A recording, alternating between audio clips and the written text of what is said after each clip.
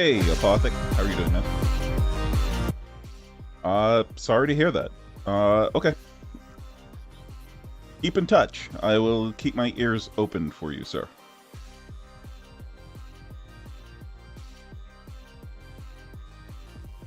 Otherwise, I know from experience working with night shift guys that I suck at timing when you guys are actually awake.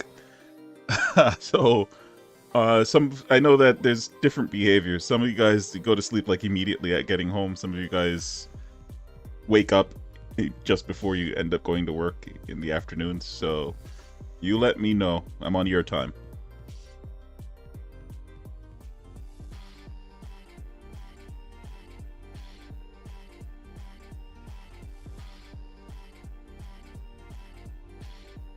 And have a wonderful day.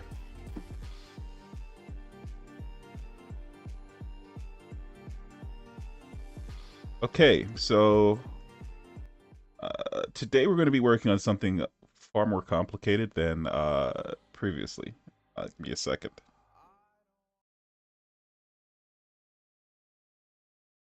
So the we're in the we're in the woods today, boys. So basically, this is going to be a procedurally generated world, yes, but we also want a level of determinism to it, right? And that determinism is going to be in the form of the locations. So we need to create an algorithm that will produce a consistent location at all times. Right now, we have a consistent tile map that continues to generate. No matter what we put in a seed, it'll always generate the same type of world, which is a good foundation. What we need to do next is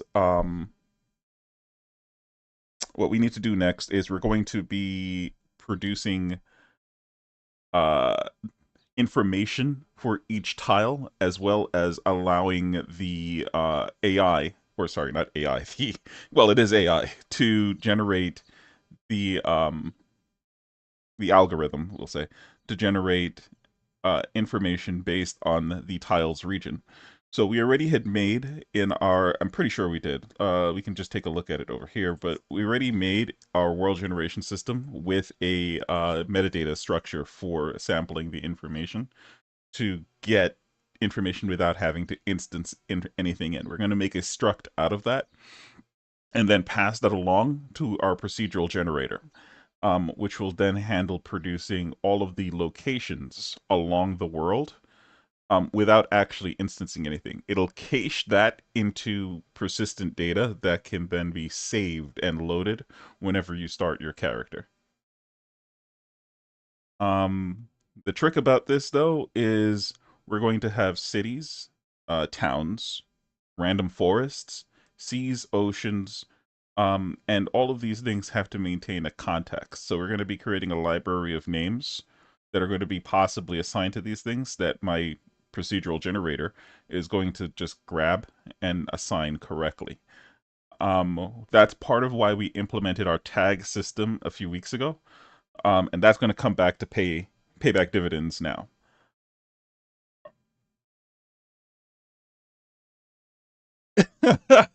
We're working at Relinquish. We're working on a procedural generator today, and okay, good to have you around then, Apothic. Like I said, I can't predict night shift guys your schedule. It throws me for a loop every time. Um, we're actually going to be I don't think you got to see where it ended yesterday, so let me just run it so you could see what it looks like Relinquish. But I think I'm done with like 80% of the UI that I want to accomplish anyway for this. Oh no, Apothic is a night shift. He's a night shift guy.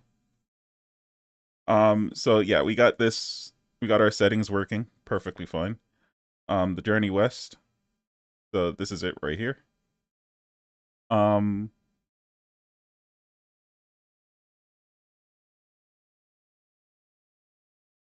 so we got perfect transitions going on. I really like the animation. We haven't hooked this in yet with the logic. It's just the visual. Like we can't really do anything with this. But it was mainly this part is done, right? Which I think is pretty cool. So the character creation, the steps along this is going to be you when we hit this is our default character. We're going to hit start. Then it's going to check, hey, do you have information already saved about your world? If you don't, then it'll go through the process of generating a world. For now, I'm going to hide the world seed and just generate one randomly behind the scenes. And that'll generate the world for us. And then from there, once we know the seed, we can then sample that information off of the world without having to instance anything. Um, and that should be it. So actually, I'll show you the other scene. Let me get out of this. I'll show you the other scene with the world generator in it already. Let's disable this.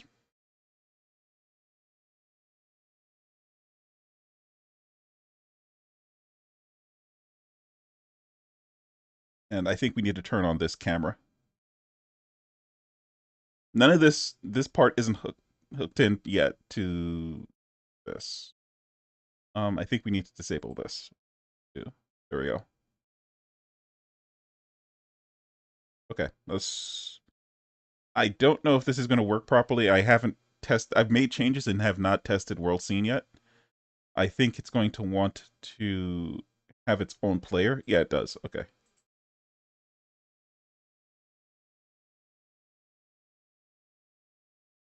Okay, there we go. So this is our world. Uh, I'm going to click somewhere, I guess. So this is procedurally generated. Um,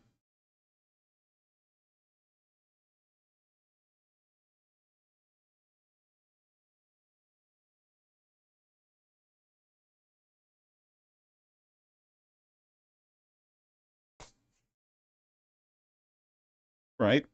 Uh, and each one of these tiles has information on it. What we're going to be doing is before we even generate any of these tiles, I want to know what's on them. So this is what's called metadata. So I want to know, does it have a tree on it? Does it not? How many trees are around it? If it has a whole bunch of trees, then it might be a forest. And so we'll call that region, or we'll grab all of the tiles IDs and then lock those under a region. So now any other region that borders it won't overlap with it is the idea. Holy cow, how far did I click?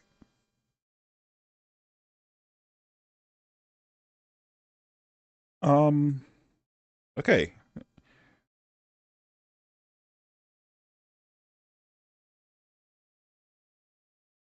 Yeah, there. Right? And so we're gonna have like cities and towns and fishing locations, whatever, dungeons, all kinds of stuff are gonna be populated all over this place now.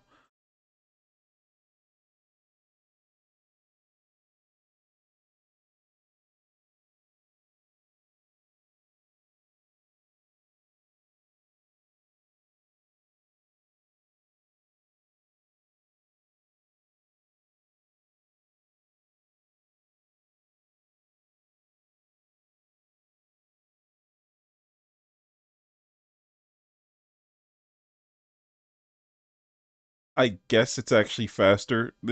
I can't, I don't know. Maybe I want to make it so Ace Bright, instead of trying to target the fastest location or the lowest cost, it'll just go towards like a straight line more often than not. This is pretty cool. We have our mountain range, then we have some deep forests over here, um, lighter forest. It's a pretty cool setup. All right, so this is our world, and so we need to populate it with locations. That's the goal. I'm just happy I didn't have any bugs or anything. Um, let's save and unload. Uh, okay, let's get to work. So to briefly describe what the steps are going to be with this. So we're going to have, we already do have a seed-based world grid sampler. We need to make a territory mapper, which is going to be like the larger or the largest area, right? And then within each territory, we're going to have regional analyzer, um, a location distributor for each region, and a series of POCOs that are meant, or uh, plain old C objects that are representative of the information on each region. We cache all of that information and then make it so that way it's persistent. We can store it on JSON. And then we're going to have a lazy runtime visual loader. So as the player continues to move along, we'll sample it, and at that point, then implement it. That's the hope. We also want to have it hooked into a scriptable object structure, so I can have some controls over specific locations and where they should be. So that's going to be the tricky part for me, I think. Okay, let's get started.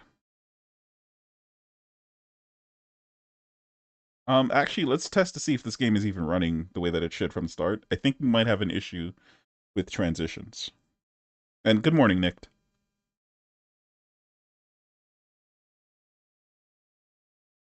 Yeah. Oh, yeah, we forgot to do this. Managers. Turn this off of editing, back to build, and let's do it. So I'm going to put the music back up, and if you guys have any questions, feel free to ask.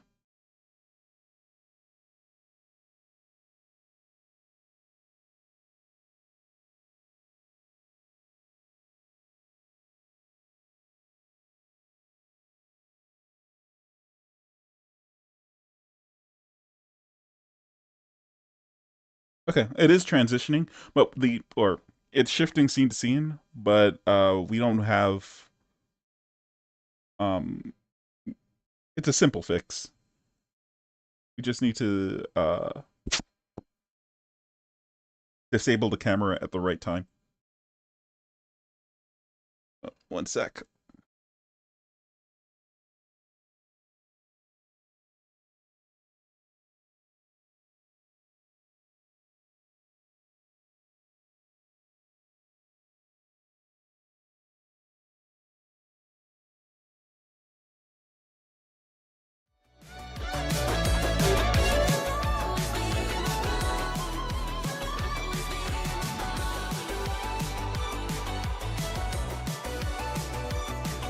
Oh, we forgot. As is the custom. Enjoy.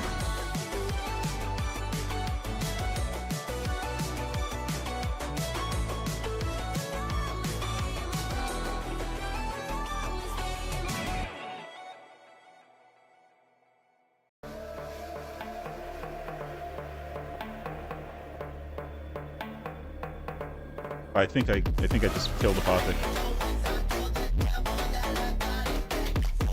There we go. Oh, he's back.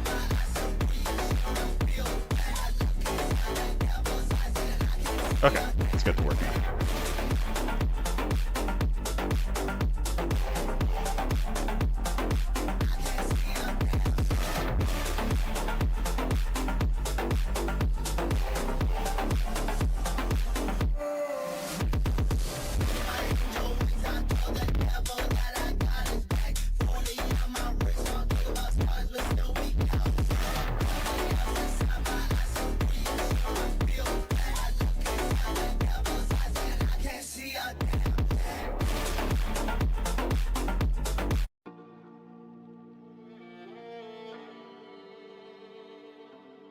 Okay.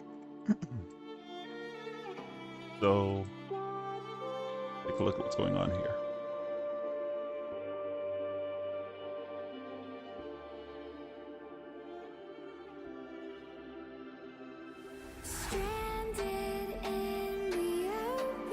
So the beautiful thing about having finished our single access system is everything follows through here. So we made see issues, we can just find them here.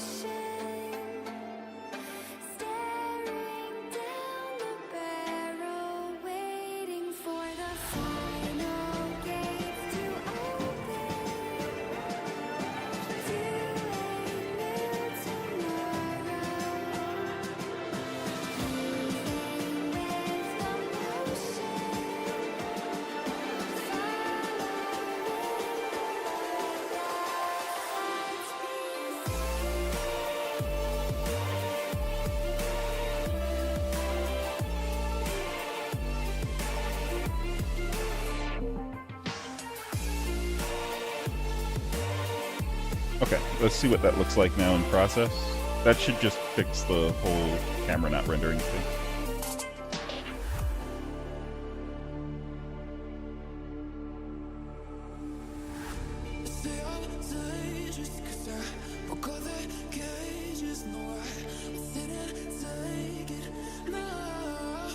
Okay, one went by.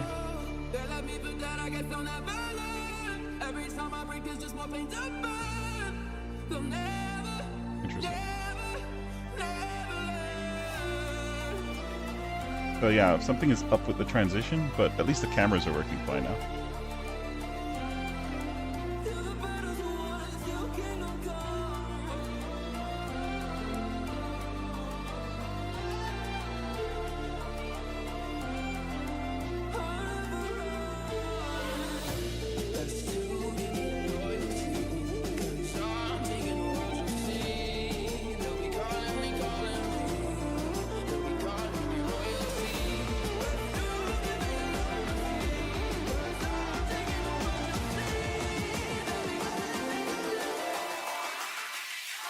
Okay, gotcha.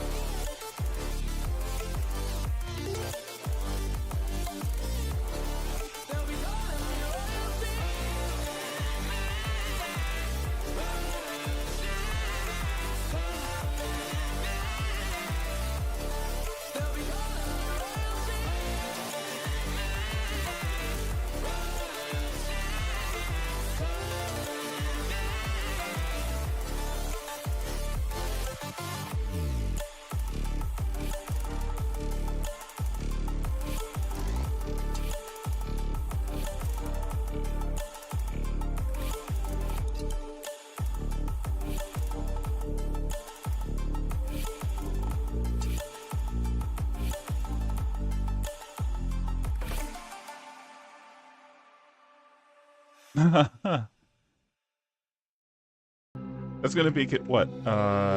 Is that 12 years since GTA 5 was released? It's crazy. It's a very long-lived game. A lot of people still play GTA 5, and it still lives up. It still holds up, rather.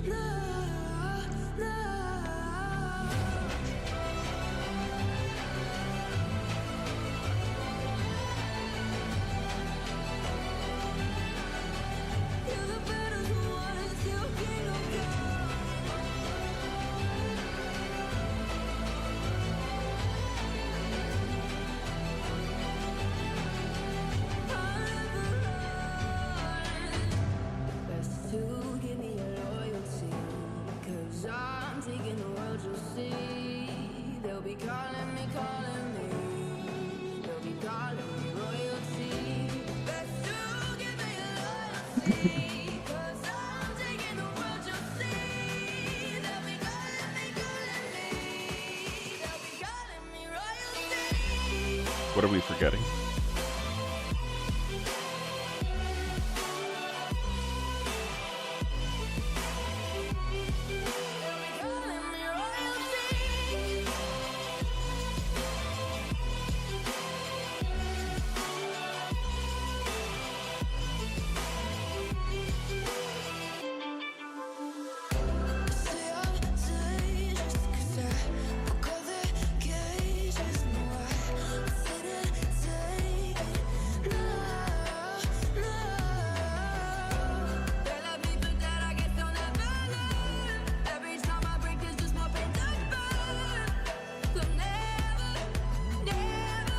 Gotcha.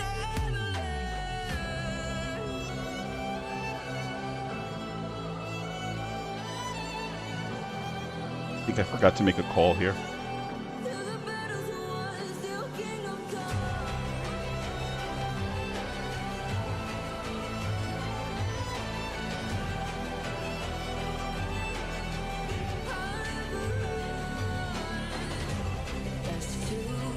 Yep, we forgot to call this setup.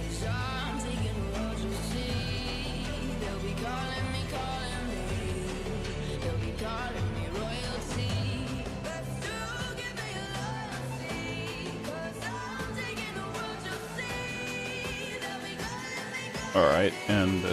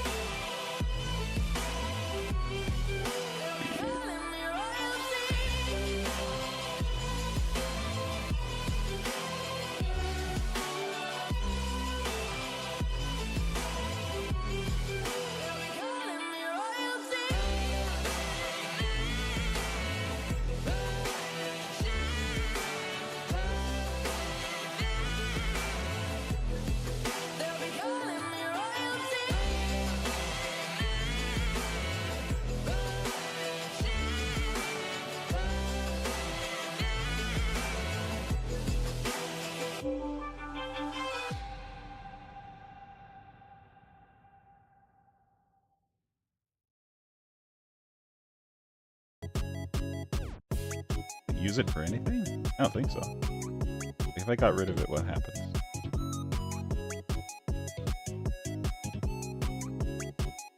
Something down here. Nothing. Get rid of it.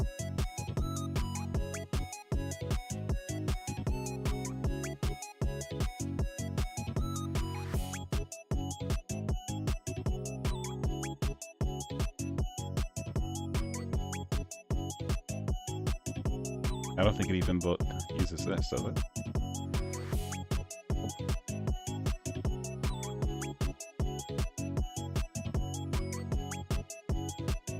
Just a small fix before we get to our main objective today. Hopefully small.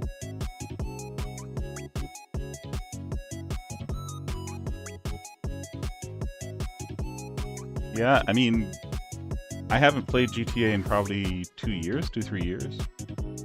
But, I mean, it feels clunky. GTA 5, it feels clunky. But, I mean, considering everything that you are doing, it's kind of amazing you could... And I play it with controller, so it's like, it's kind of amazing you could pull all of it off. On keyboard, you definitely... If you're going to play, like, PvP in it, you have to use mouse and keyboard, though, for sure. Like, it's... I don't think it's playable with a gamepad for PvP.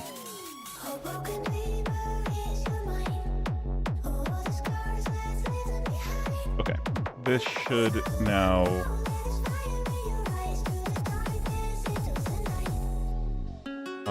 we just need to call on...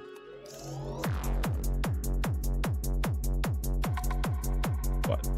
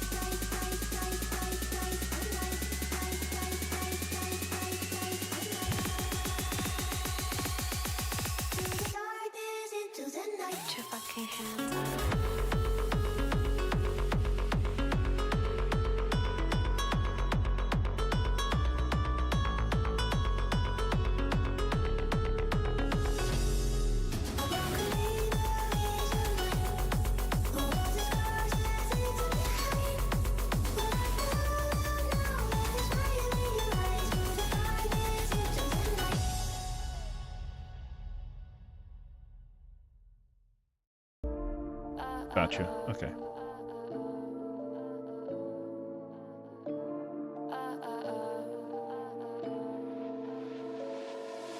Don't you think we could be different if we could just take it slow, let it go, roll down all the windows, feel the wind rush the blue, hear the music, take the groove. Don't you know all I'll ever really wanna be is a connected high, you and I, pinnacle climactic flash. Show me yours, I'll show you mine. You don't have to pretend we're shy. Let's forget the 9 to 5. I just wanna feel alive. Take it slow, let it go, roll down all the windows.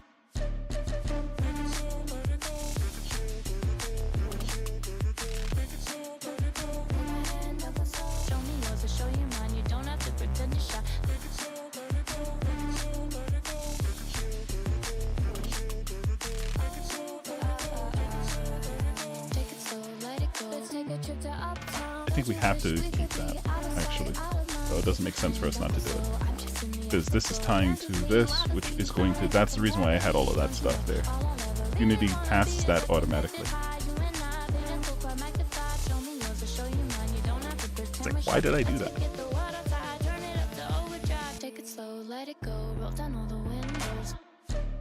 Sure.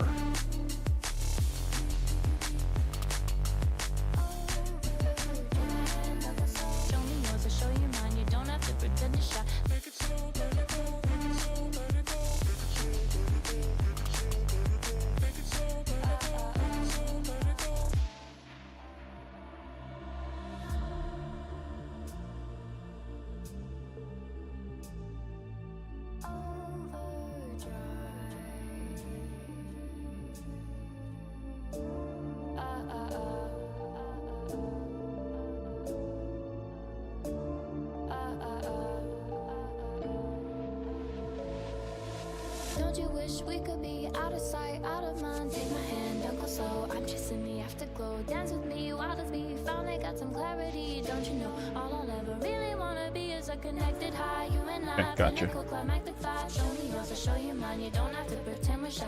So now the alternative is there. Take it slow, let it go. Roll down all But the we're not using that alternative, so we need to call this directly now.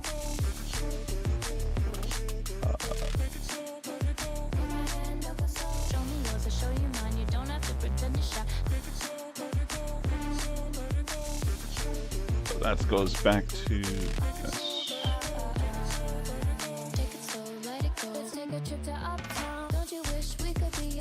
There we go.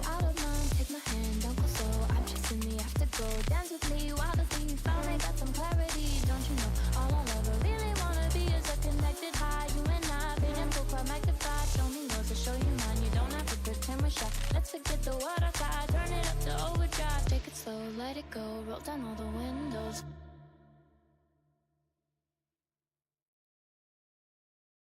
I've never been into GTA. I beat the game once and didn't really care about the online stuff.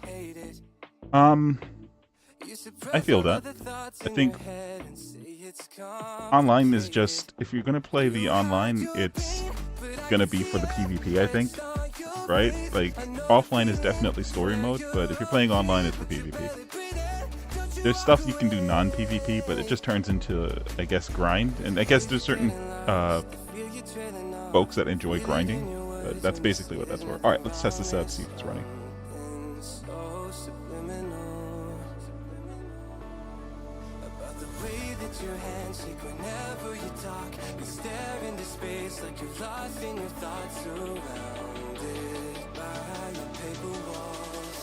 Tell me what's been going on.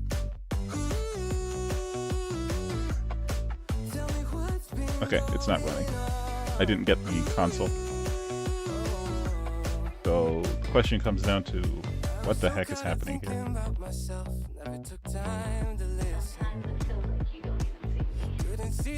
That's what's going on.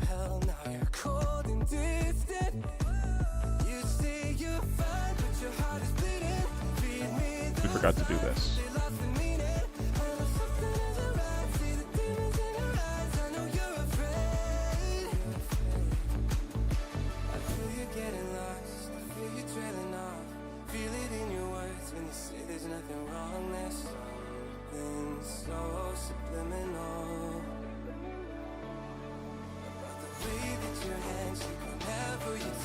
Okay, now it should run.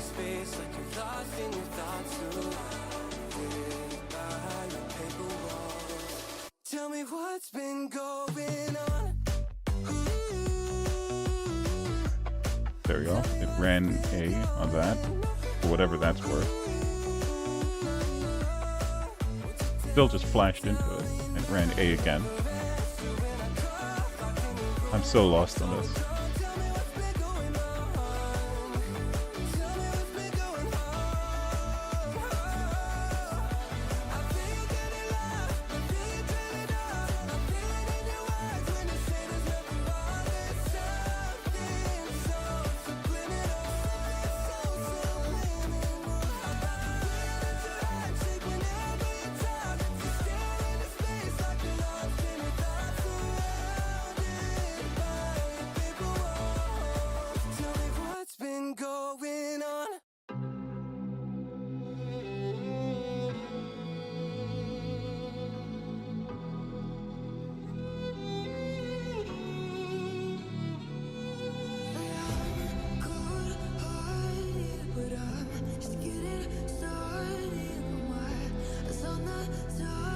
Let's leave this at 0.5.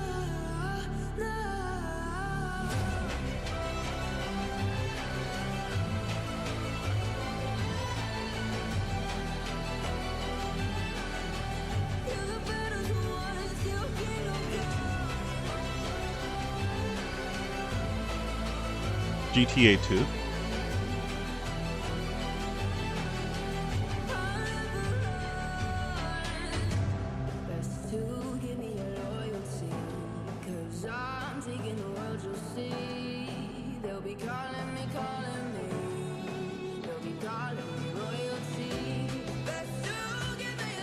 I know more about GTA, the public drama that they and how that worked than GTA itself, though. Like, I've played GTA enough to know like how to play through the game for sure, but I think the drama about it, like how everyone was saying, well, it'll create a second mass deletion event and stuff like that. Like all of that was just like completely crazy. It created the era of games don't make you Marilyn Manson. True, no one cared about the, well, no. I shouldn't put it like that. People did care about the drama because this was before Twitter, dude.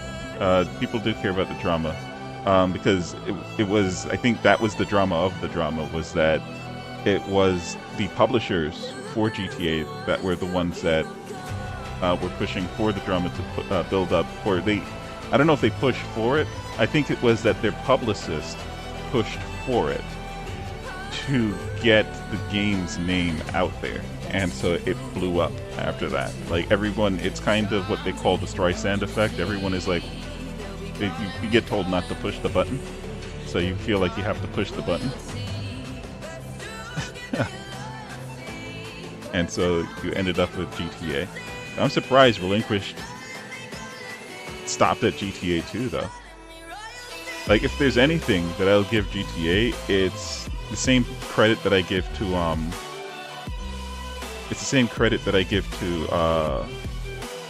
Modern Warfare and those games. Like the story mode in those is just, as they say, it's cinema at that point. Like I still remember Modern Warfare and Modern Warfare 2 story as just, you don't see that on video games. And before that, if you asked me, could a video game be a movie, I'd be kind of wishy-washy on it. It's just pure, unbelievable, interactive movie.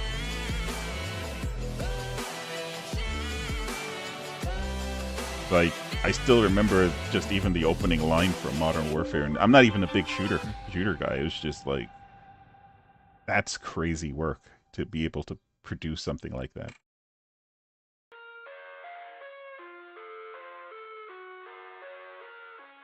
So we are looking at this, and I'm seeing that it's instancing the transition object, but it disappears immediately, like 0.5. So I think I see what's happening. Interesting. It's just timing. Something is off with my timing here. I love everything. Fire spreading all around my room. My world's so bright, it's hard to breathe, but that's alright. Hush.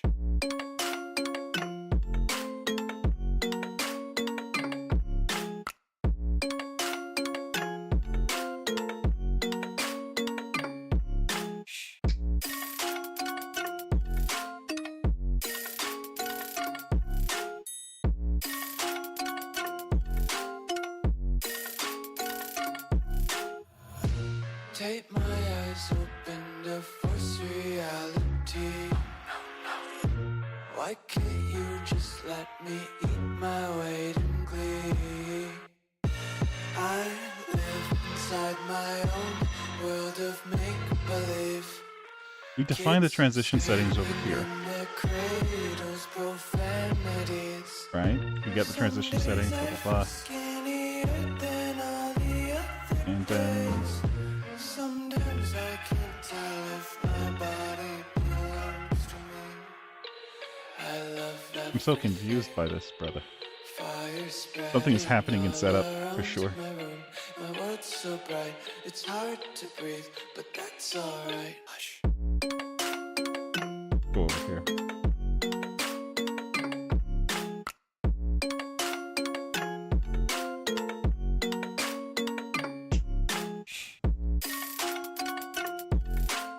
I know what you mean. I have to read what you wrote again. Give me a second. I must have missed it. I mean, I was just talking, when I said drama, I was talking more about, like, the gin dub stuff. Like, it was just, it's, marketing at that point. Maybe I used the wrong word. Honesty is a one-way gate to hell. I wanna taste consumption, eat faster to waste oxygen. Like, there was a whole expose on it, on a YouTube channel. I really suck at trying to remember it, but the name of the channel, but they went over it in depth. I think I've watched the video twice, actually, like once years ago and then once again maybe like a year ago. It's really fascinating how marketing works. Just kicking up daisies, got one too many quarters in my pockets. Counting like the four-leaf clovers in my locket. Untied laces, yeah. Just tripping on daydreams. Got dirty little lullabies playing on repeat. Might as well just ride around the nursery and count sheep.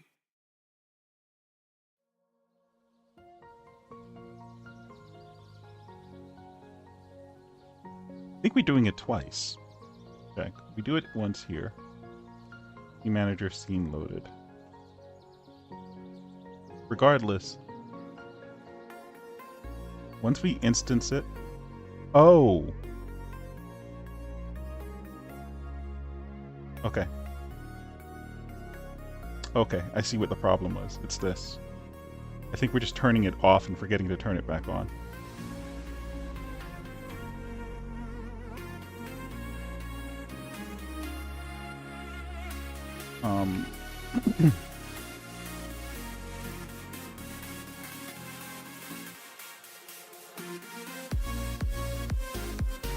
Yep, that's it. We just forgot to turn it back on.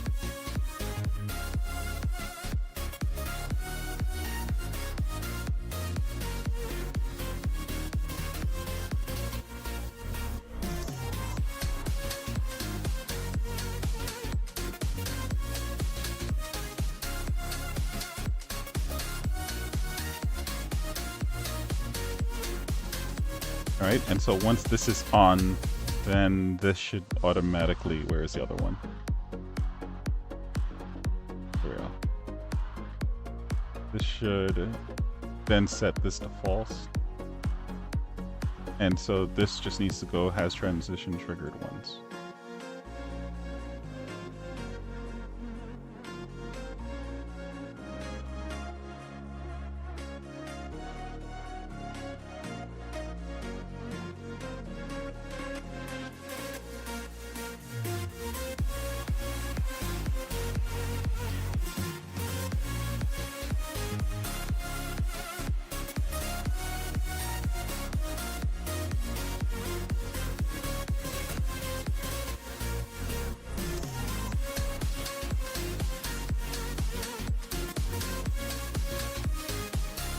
There we go.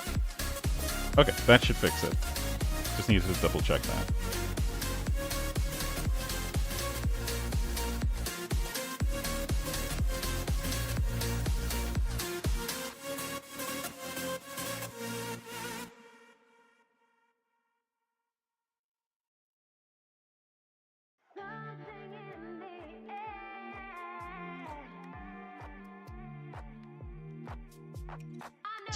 Still not activating.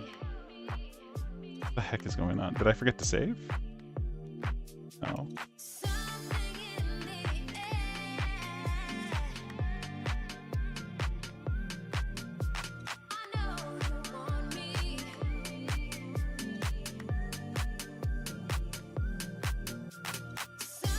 Alright, we're just going to grab this and then put it here. And hopefully...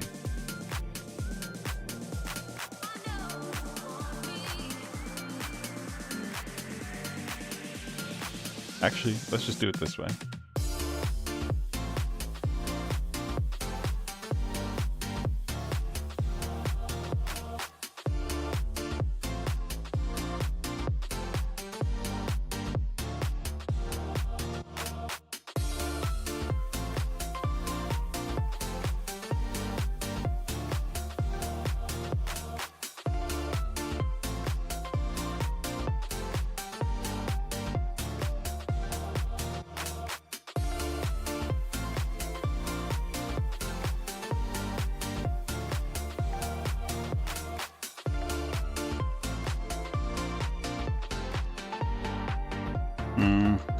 This creates a problem, because now we have this down here.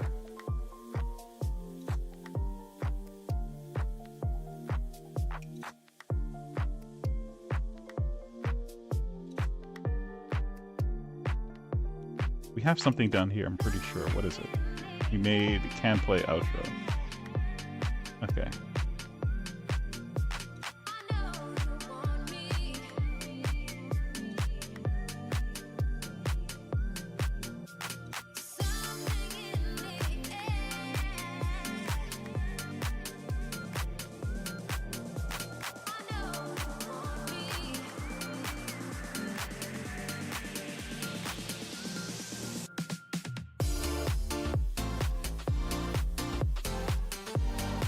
Let's try that.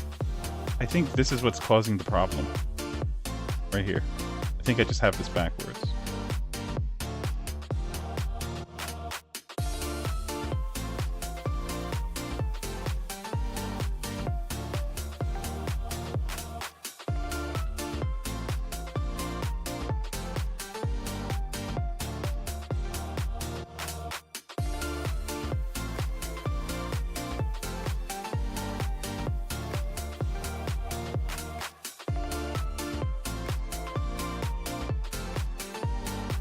There we go.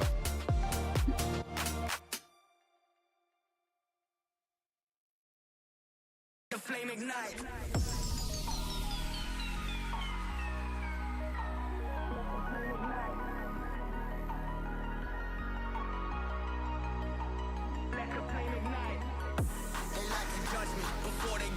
Okay, now we should have that working. So let's actually just get rid of this.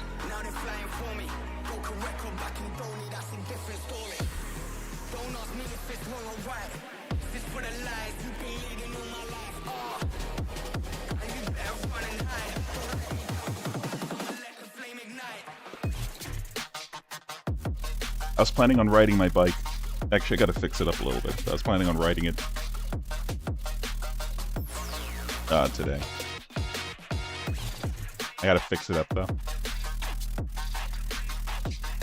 What the heck? Rough. I'm not even mad that it's doing that. I'm mad that this part isn't working. Just check this debug.log.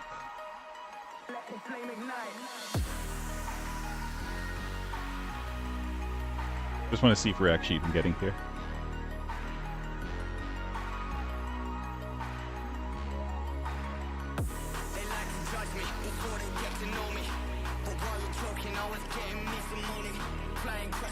Yeah, we are.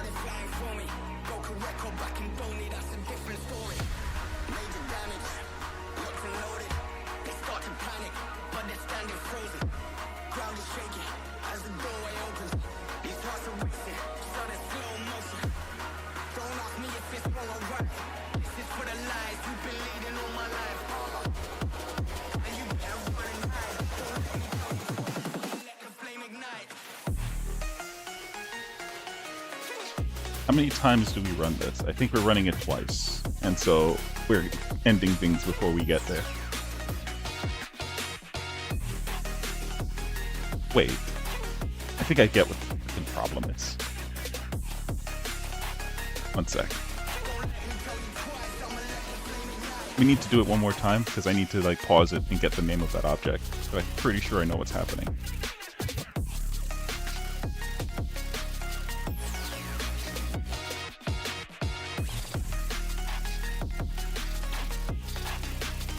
Gotcha. Transition template. Okay. This needs to be activated, the transition template altogether. And let me check these. Make that assumption. Yeah, this one is active. This one is active. This is just not active. Transition template.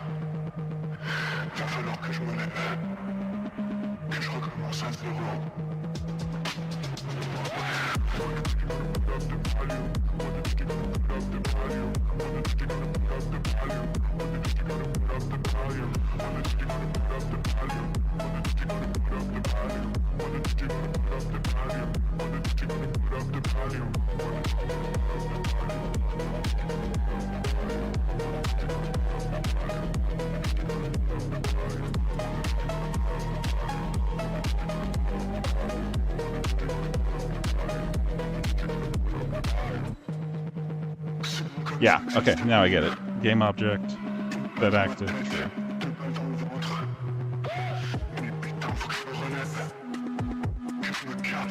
So we can get rid of this now.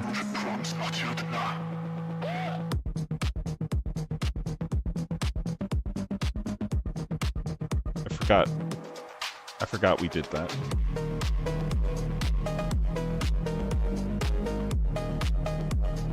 This is false.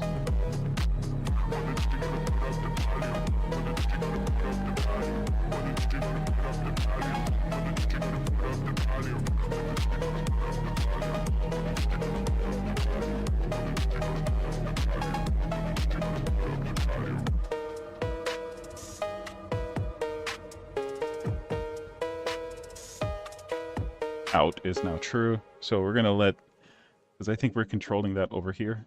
We're gonna turn this off from over here and just have it go like that. Now let's try it out.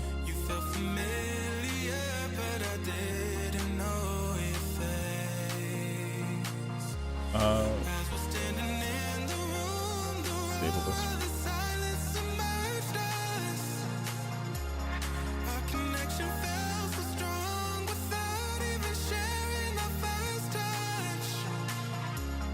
Yep, there we go.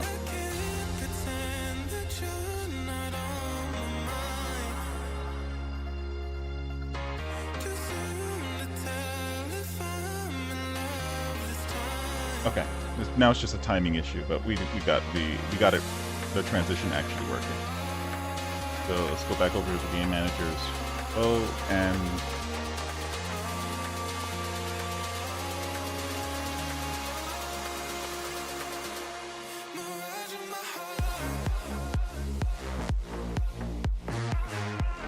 put this here.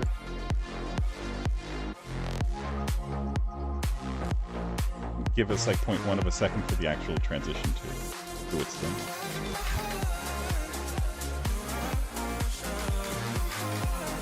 Because we already know it's 0.5 here. And we'll just do the same right here.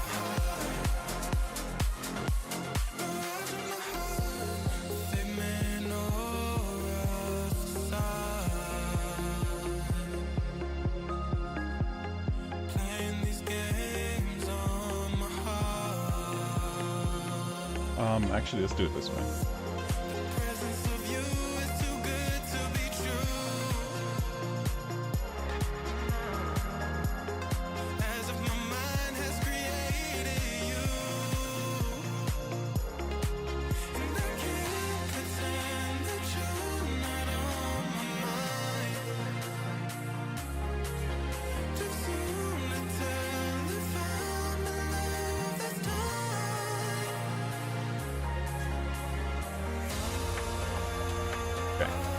Did I save? Nope.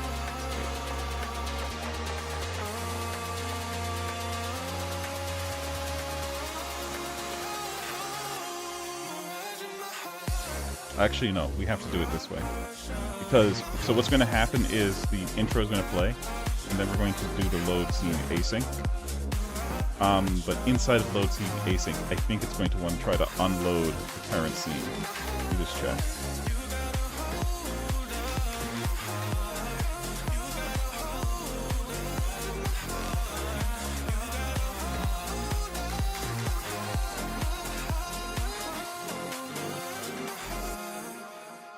Oh, no, it doesn't. Where is it unloading? Load the current. And pulse. Ah, when we do set last scene, we call unload on it. So it's actually here. So we just need to wait before we do that. At 0.5. So I think we can actually get away with doing this. If we don't, if it breaks, oh well.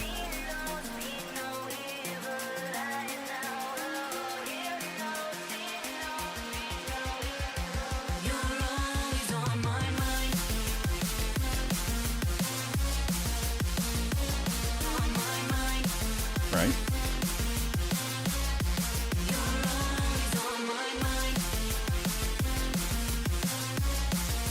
So now this will actually unload the last scene that we were in, which is going to create that black screen. It'll wait until that's done, and good.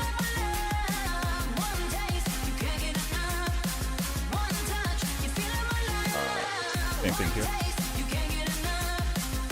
Just need to move this down here.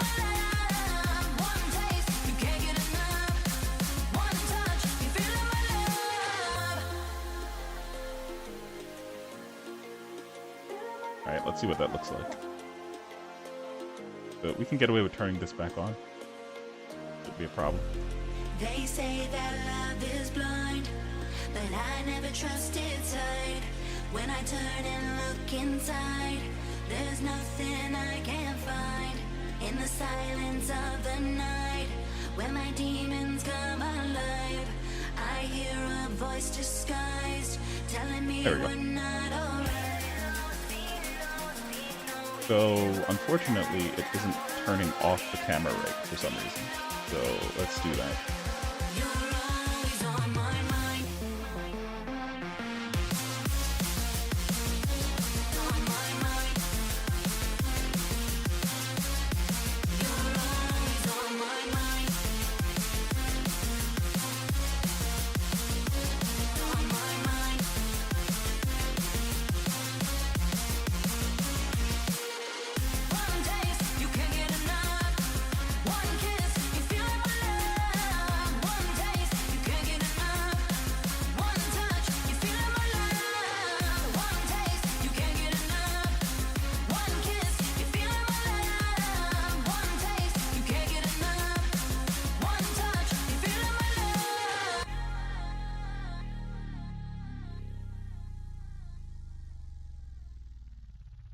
Awesome.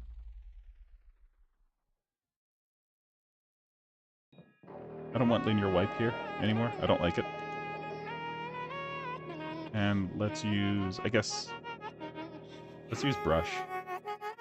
In the morning, you felt so safe back then. Be honest, you live in your own circle.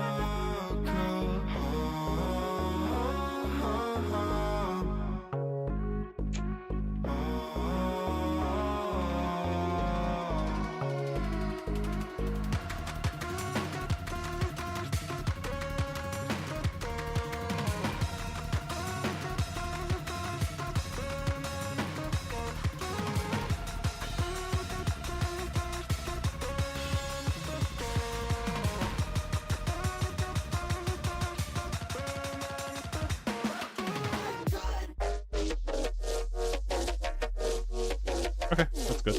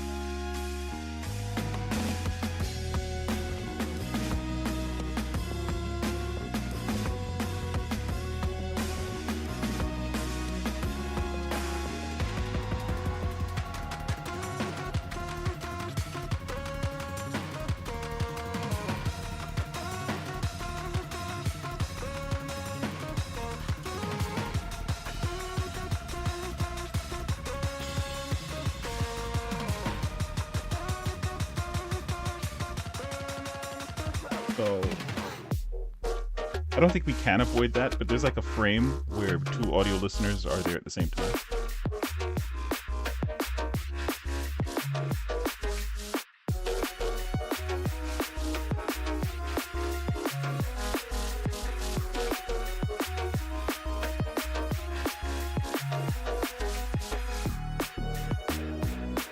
So what will happen is the screen will freeze as the cameras are going between one another.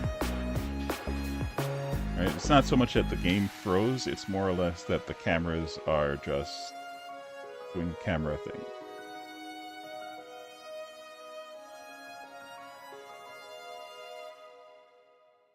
Like you see right there, at that point the camera is already like swapping over, which is what's causing the freezing. It just gets stuck on the last render.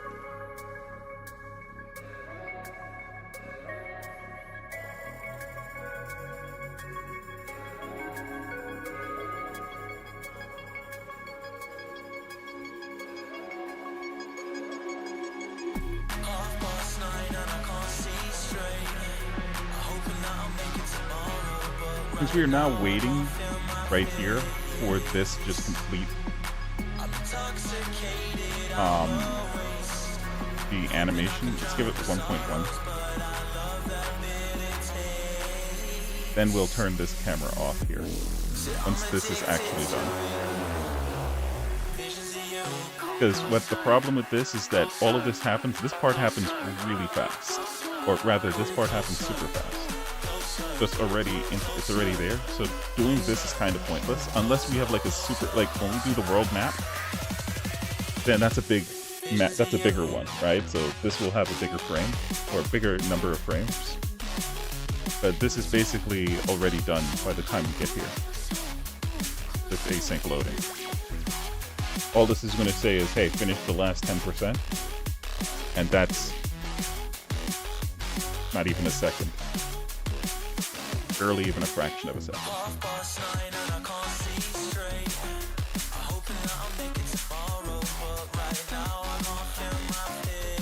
Alright, let's do that. So we're going to just give ourselves 0.1 of a second longer for it to disable the camera.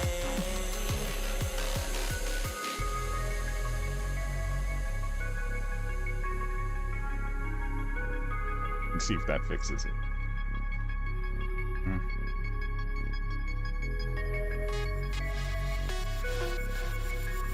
The outro looks great though, but go 0.25 I guess then.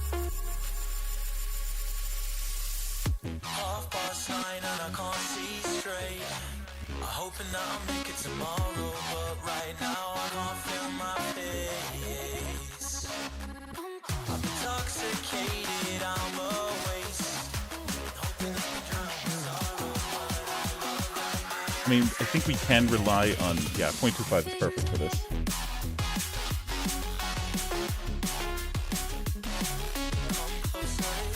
I think we can rely on something else though. Hold on a second.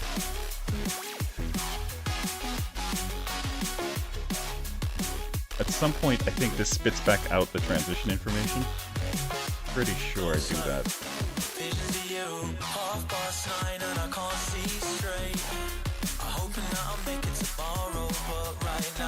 Yeah, okay, it spits it out right here, transition. So we can probably just get away with doing something like transition.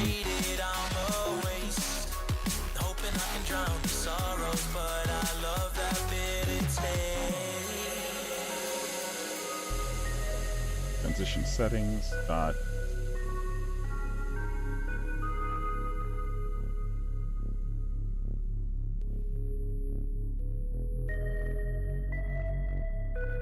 Transition time.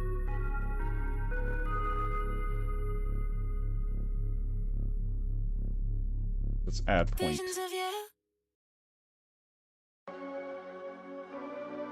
So whatever the transition time is, plus 2.5.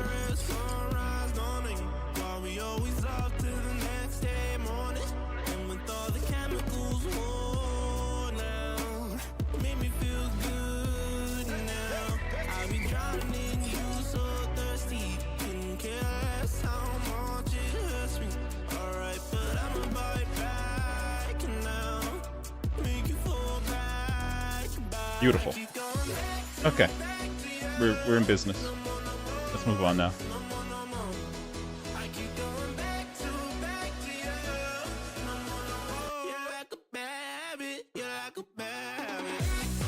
It's a little bit long, but it's fine. I can always just tweak it later.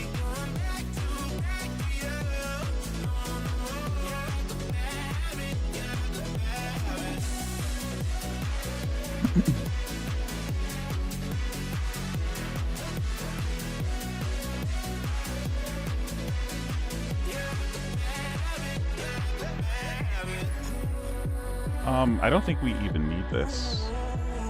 What are we using this for? I think we can get rid of this.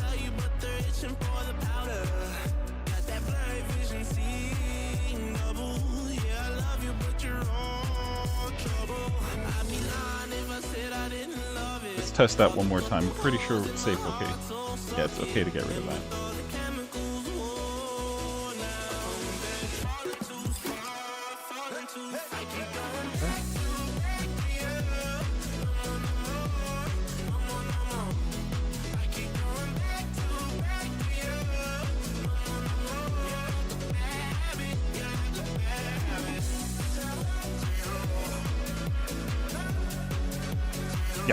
Perfect.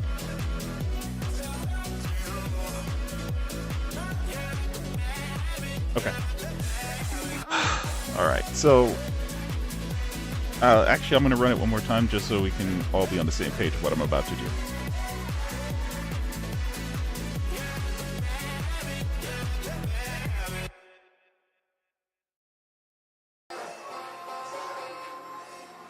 Okay.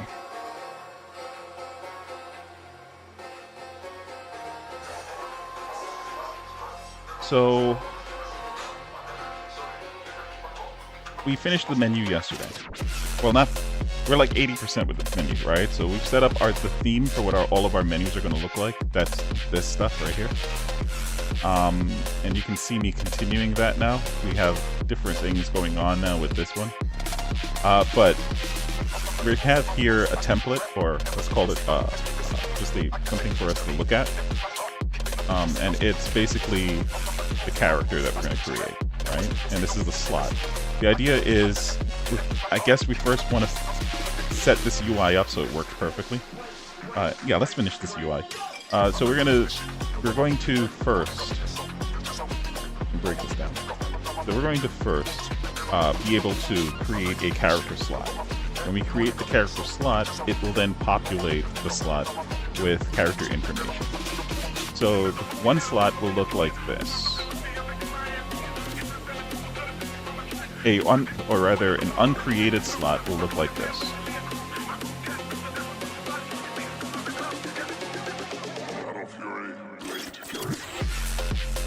What the heck?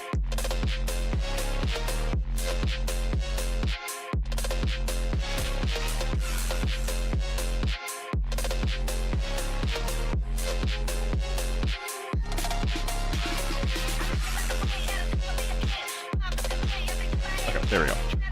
So it will look like this, basically. Alright, and then you press this button to create a character. And once you're done creating your character, you'll have something like this, where you'll have the character you created here, and that stuff. Once you get past this part, you hit Start Game. If it's your very first time running the game, it's going to take a little bit longer. Basically, the game has to generate a world. Behind the scenes, what's going to happen is there's going to be a random seed that is given to the type of world that you're going to create. That seed is going to be used to do what's called a sample. And this is the stuff we're going to be doing today, which is, well, later on today, which is going to be sampling or create. Oh, something is. I need to fix that. So there's the metadata is going to be, we need to create metadata for the world that we're about to create, and then create more metadata for the locations on the world that we're about to create. And we can use all of that metadata And the reason why we call it that is because we're not instancing anything into the scene. We're going to be instancing a lot of Pocos, but nothing that the player can actually see quite yet. So it's a lot of boring stuff today, I guess. But basically, there's not going to be much visuals unless we're going to be looking at a lot of code being written. But from there, we'll be able to figure out things like where the character starts, where the story beats need to be, and so on, right? Like where NPCs should be, quests that can be generated at these different locations. I've actually done this already in Godot, and so it's not. The reason why I'm not too worried about it is because I've done it before. So, but we're doing it this time though, and it's going to be in 3D. In Godot, the one I did was in 2D, and so that's going to come with its own set of challenges. So let's do this, I guess. We have a few things that I want to fix. Like we're seeing this little line right here. This is because the inside is bigger than the mask, so it's not correct there. We need to fix that. Okay, let's do that.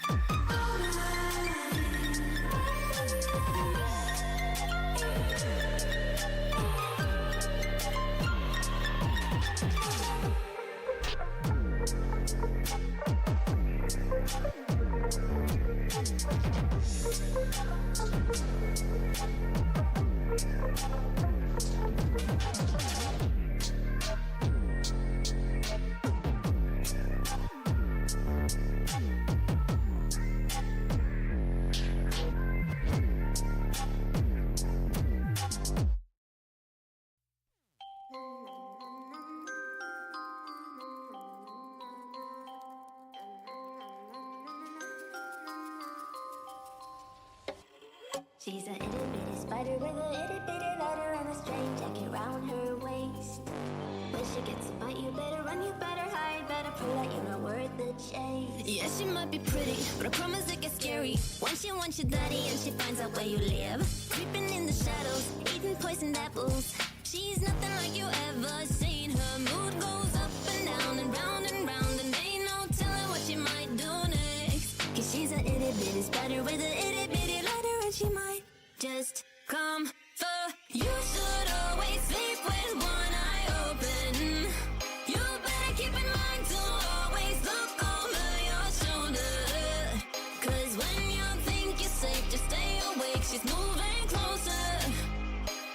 Cause she's an itty bitty spider with an itty bitty ladder, and she might just come for you.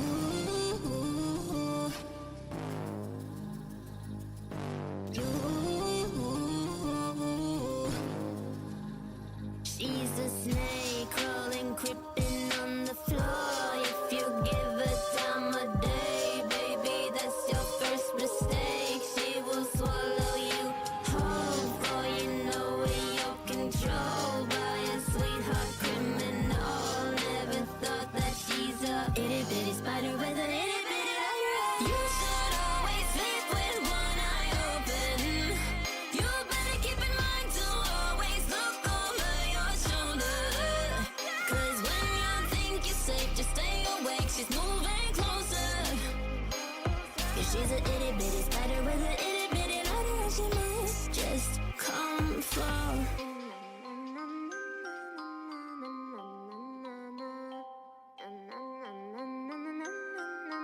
I will come for you. Okay, we're good.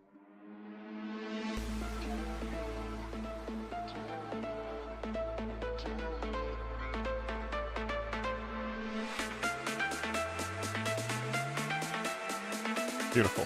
All right, we're good now. So we took care of a few bugs. That's two bugs so far, 3 bugs. Got transitions working, got the transitions working really well. And so now we have, that's a good start. Let's hope that that keeps going. So let's get into what we were talking about earlier now. Save. Always make sure we save. And let's unload. No, we'll keep the scene up. Oh, we do need to apply this. So we need to apply the script that's going to constantly update this.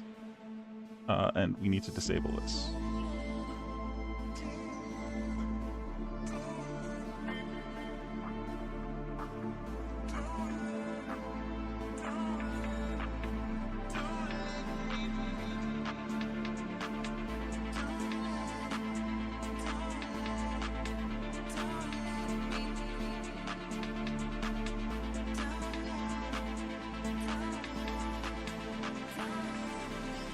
All right. Let's take a look at our world generator real quick. And remind you, because it's been about a month since I've worked on this code. Let's see if where are we? Okay.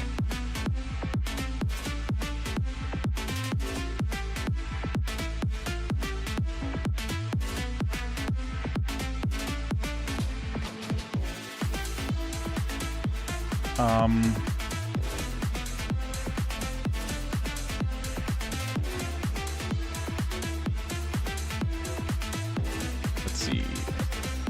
So we need something. I should have made a sampler because I knew I was going to do this at some point. I think this is it. I just didn't name it sample, but I think... Oh, so this is a pretty cool little trick that I use. So there's something that you get to later on, which is just using primes and mixed with some bitwise in order to convert vector 3s into integers, and then vice versa. So if you look here, all of my locations, instead of storing them as vector 3s, the positions, we just store them as integers. This now allows us to store simple information that is serializable. So now we can, because you can't well, we technically could, it's just clunky, to serialize a vector 3. In this way, instead, we're just take an int and serialize the int directly. And then we can just convert the int at any point in time. Well, we don't even need to convert, right? We can just use the same int and on a dictionary, since they're all keyed to that int, to then get the tile that is on that integer. Super cool, right? And so we thought about these things ahead of time. That's why we went that way. Once I realized how Unity serializes and things like that, I was just like, yeah, that's how we're going to have to handle it.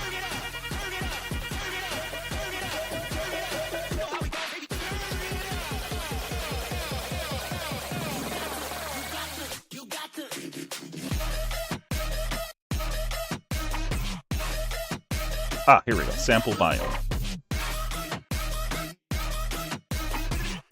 Returns the biome data of the tile. That would be... Okay, gotcha.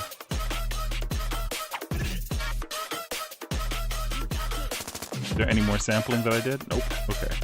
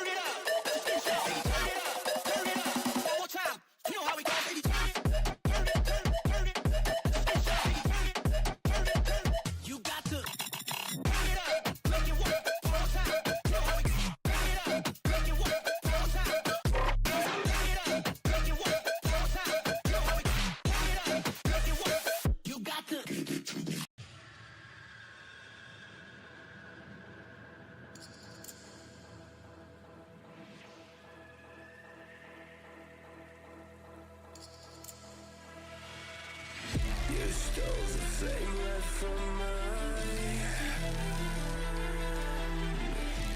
Talk is cheap, so why don't we just take a stand? So many days I've been away, just hoping you would find me. We're not okay, just feel the rage that's burning up inside me.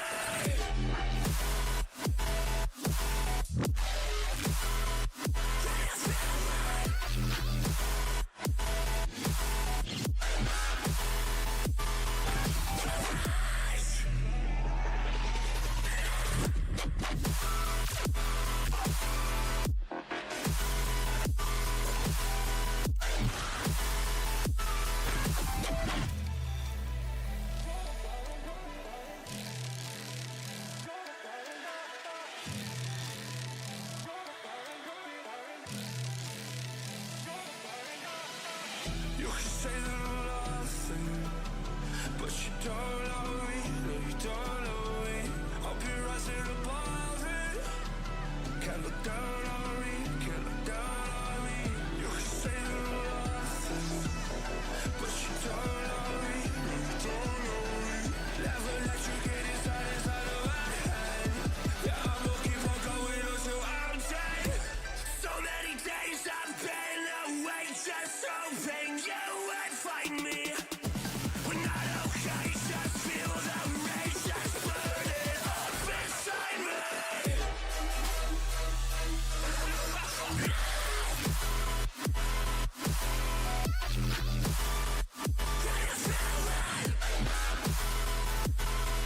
The rise.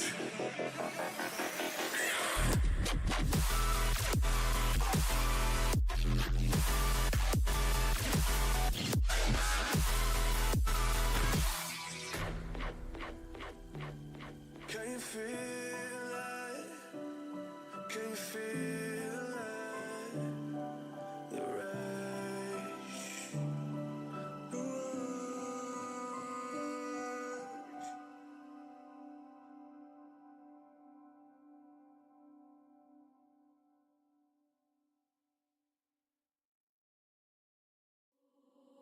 We can set the world on fire, fire.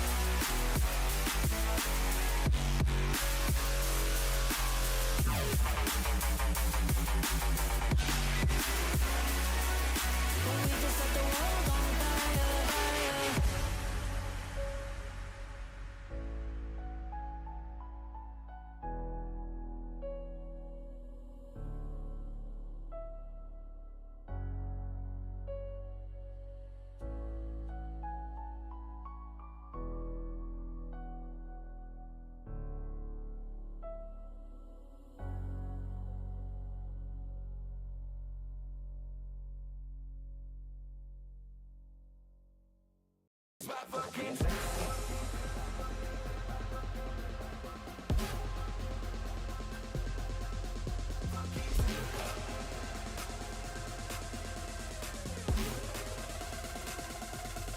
It's about fucking time.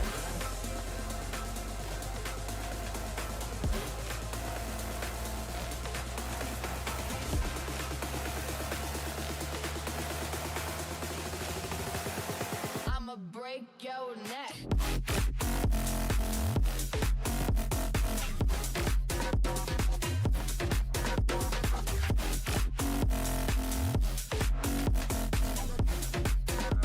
What's mine? I think it's about fucking time.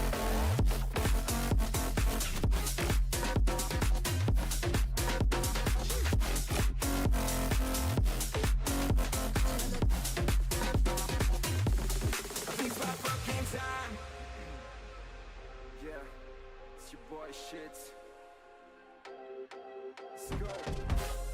2 a.m. sipping on some Hennessy. Cruising down Rodeo on my 2C.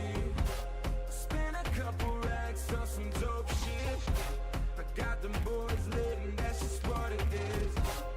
You wanna get inside, but you gotta know the price. I'm about to take what's mine. I think it's about fucking time.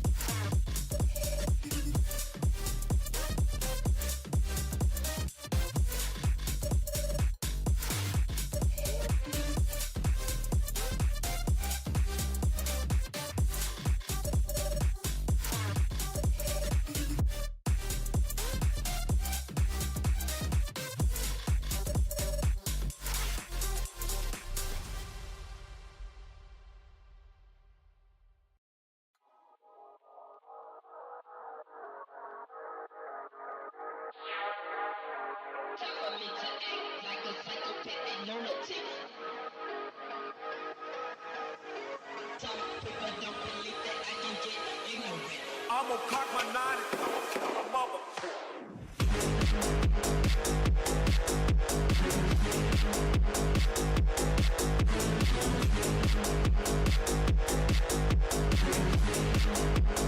I'm gonna cock my nine.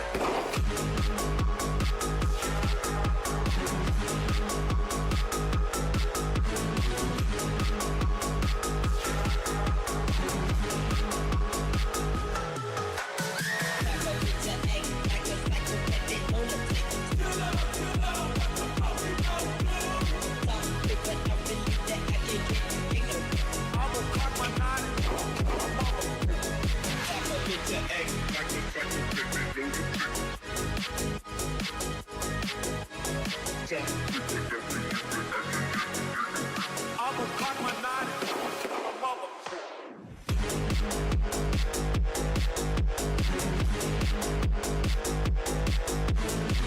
I'm gonna cock my nine.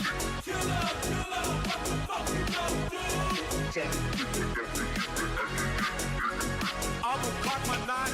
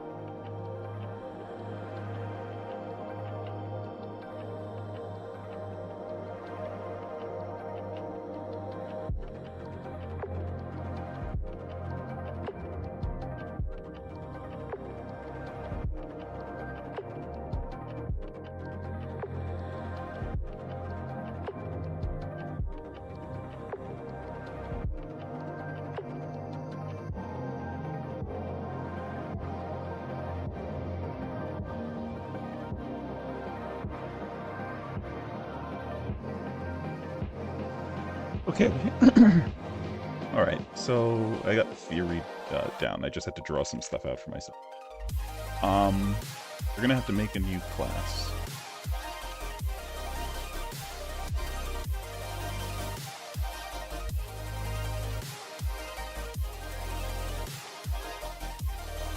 And we're probably going to have to make some utilities for the class, I guess.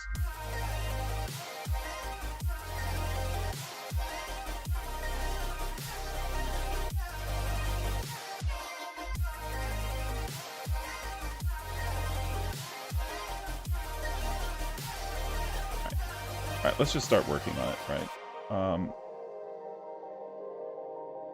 These are going to be plain old C objects, so we can get away with putting them all within one script. Let's delete this. And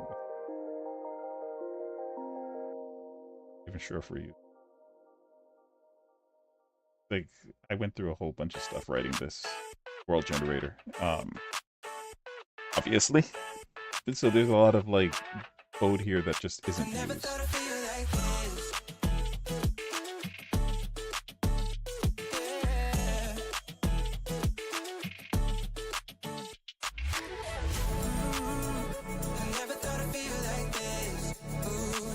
One second. I think I already have something here. Where's Power Instruction?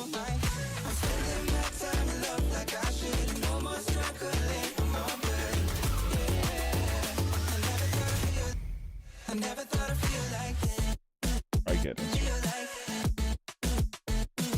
So we kind of sampled it here already. Kind of.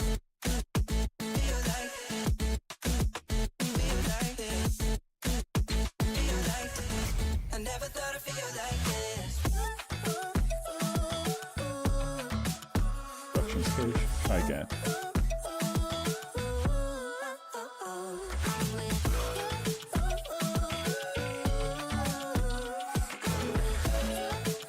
So, where are we getting this in the ID? App. Generator object. So we have to actually create a generator object first. And we pass in the map info. Where do we get map info? Map info pop. Where are we getting this? Back. Generate map. Oh, I see. Okay. So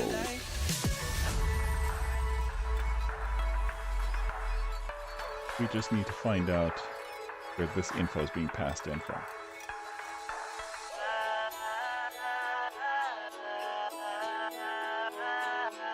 Generator data. Brain object.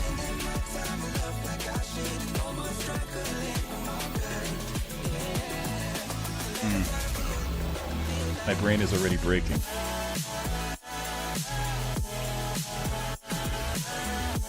My brain is already breaking.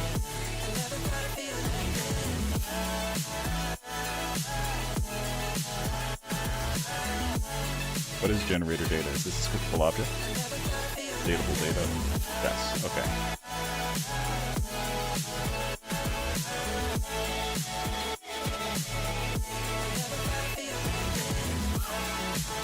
How much can we get away with?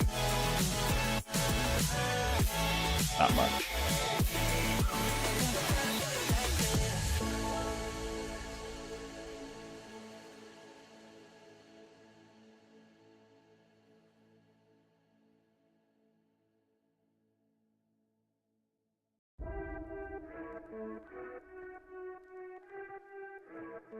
There's a storm. It's springtime, bruh. What happens in spring?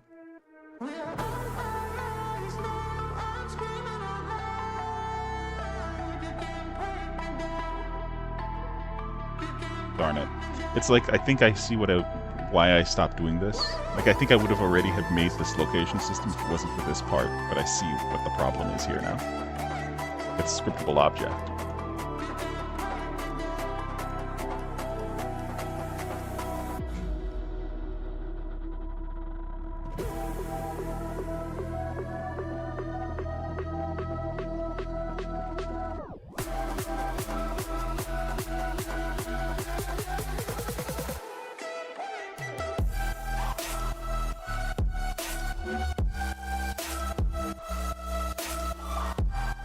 So this is effectively the world right here. Map infos. And each time that we pop one of these out, we're basically taking out a hex area of like, I think like 20 by 20 hex. And then putting that to be the map info that we're going to be using. And then we sample it out this way. And the whole loop is just going to create that map using this. We update the neighbors of all of the tiles that we just created.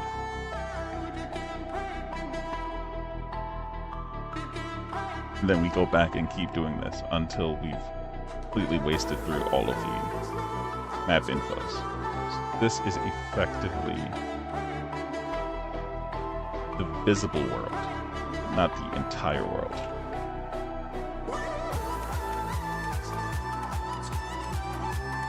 What we want to do is we want to make a sample of the entire world all at once.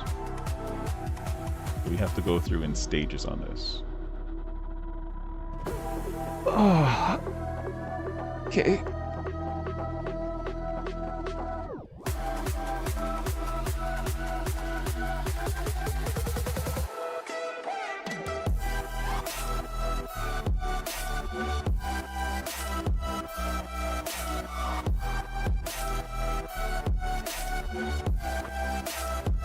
Which came first, the chicken or the egg?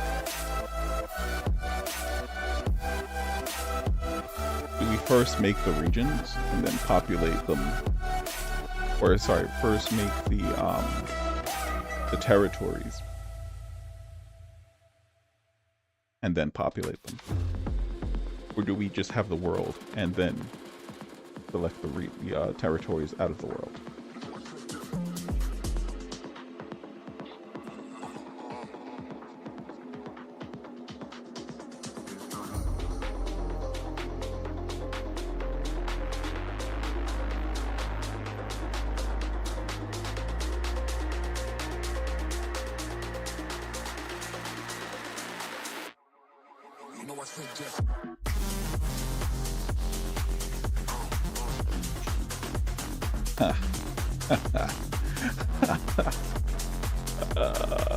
Brother.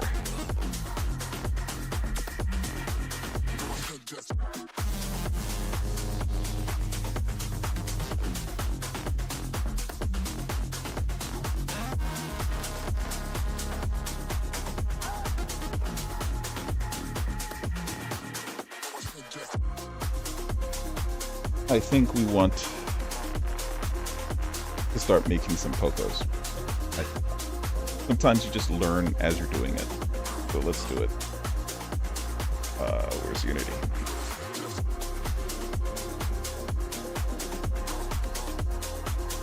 We'll call this components. That's world related.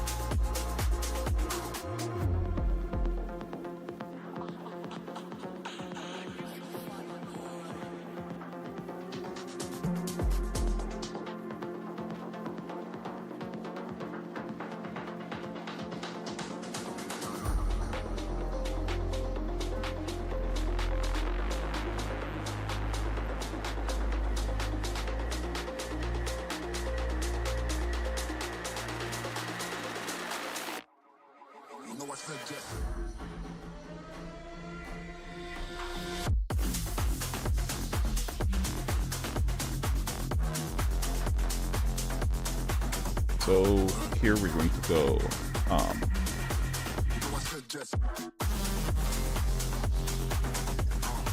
the things that we know we're going to have.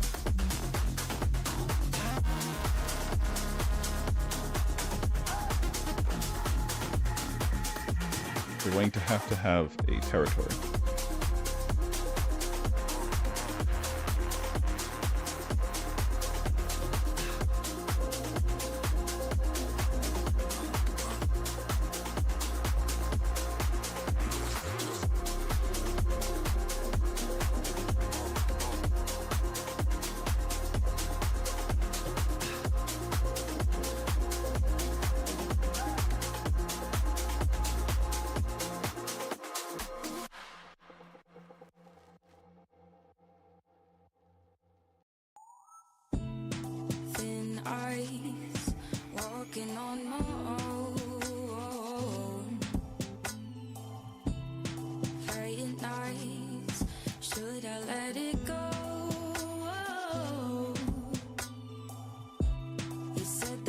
change, but you're going home, and I'm losing hope. Nobody thought it up. But you would never know that I'm still afraid. The things you say are adding numbers to my days. What if you told yourself things would never be the same?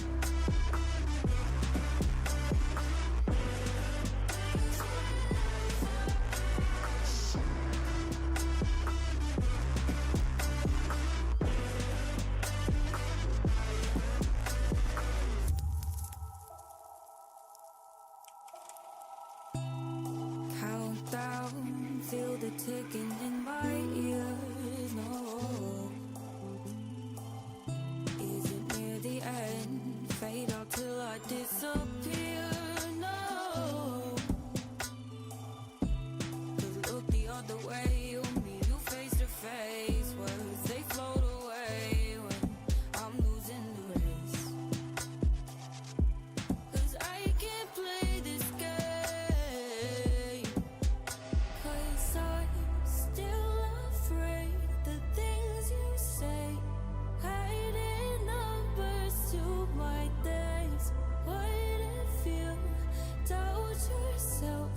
Things will never be the same.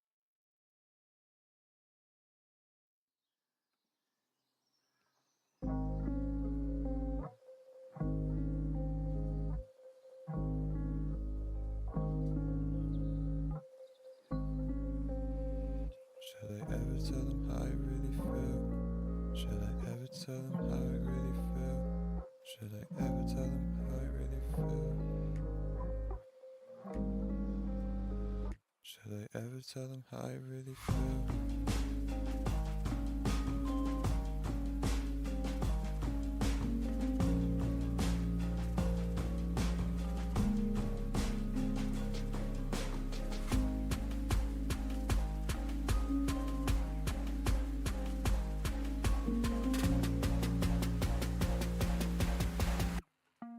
Should I ever tell them how I really feel? Should I ever tell them how I really feel?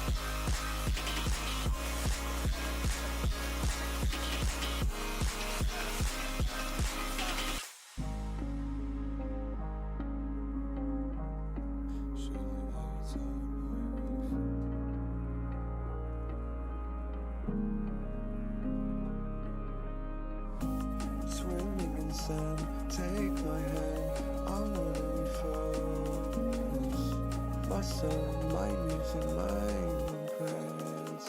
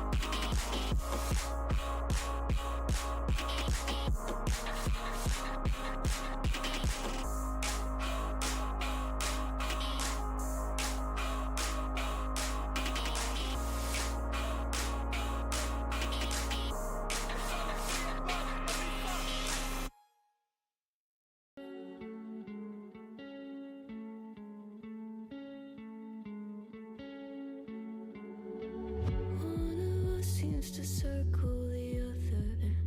As you go, you remain a stranger to me, to you. But our pieces left uncovered. I'm thinking about four-leaf clovers. I've got composure, silver coin. You hold me, turn me over right now. But expect to forget about it. Watches the breeze, burns gold and smoke that you've stolen. Feels like it's my fortune that you're folding.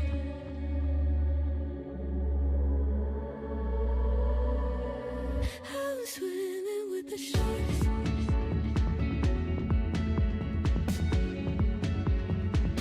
I'm swimming with the sharks.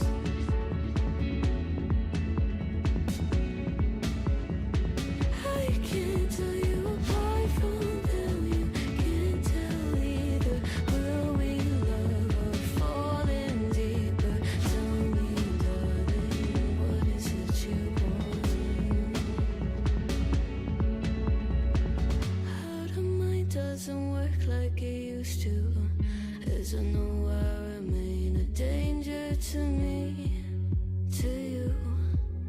Going altered by the moment, dear, and the sedation. Idle, sweet on survival. I'm on fire, waiting your arrival. I never expect to be saved without it. All you could ask for never made its way into your eyes.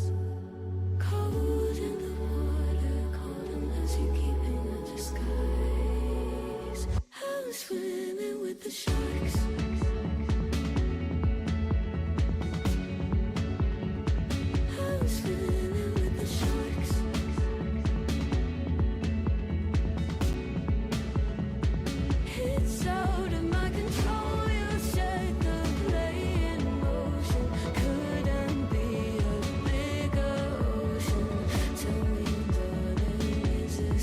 you want.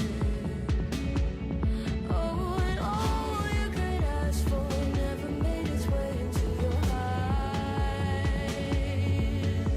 Cold in the water, cold unless you're keeping a disguise. All you could ask for never made its way into your eyes. So very clever, leaving me to wonder what you You're just messing with different things, see.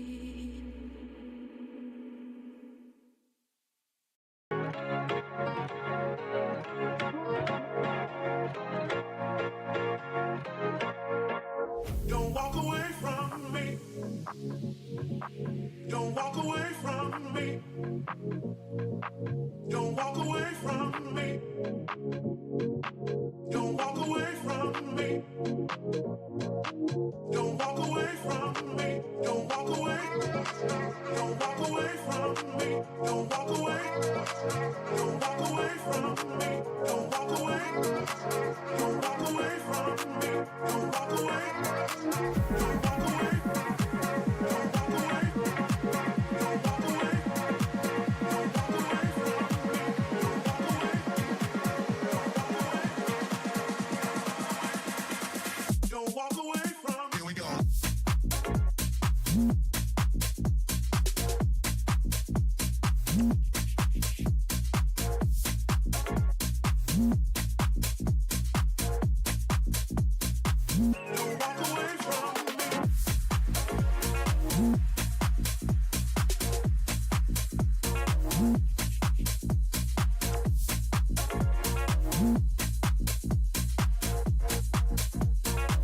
Don't walk away from me. Don't walk away from me. Don't walk away from me. Don't walk away from me. Don't walk away from me. Don't walk away from me.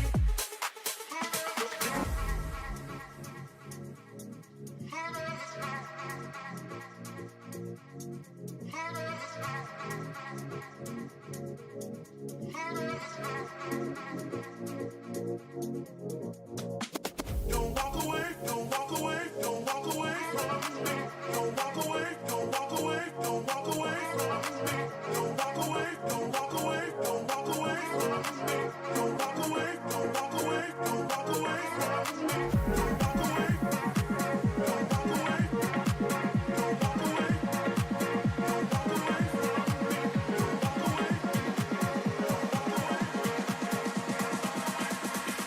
Don't walk away, don't walk away from. Here we go.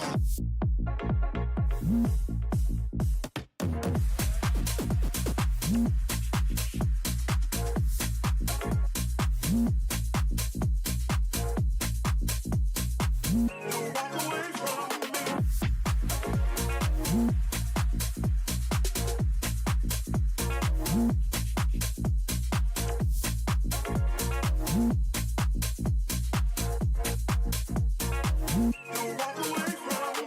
Don't walk away from me. Don't walk away from me. Don't walk away from me. Don't walk away from me. Don't walk away from me.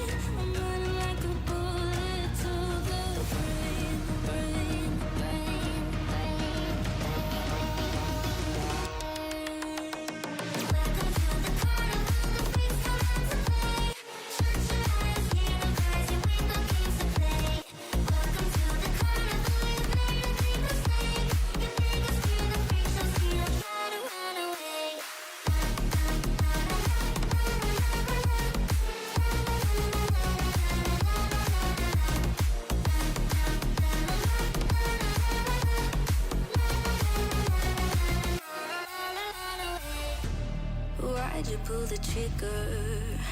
You won't find the light in the smoke and mirrors. You're screaming my name, we're lost in the haze. Baby, tell me, are you entertained? They're saying my name, calling me insane. I'm running like a bullet to the brain, brain, brain, brain, Welcome to the carnival, the freaks come out to play. Shut your eyes, hear our cries, and we've got games to play. Welcome to the carnival, you're free to make mistakes. You make us fear the freaks, so we don't gotta run away.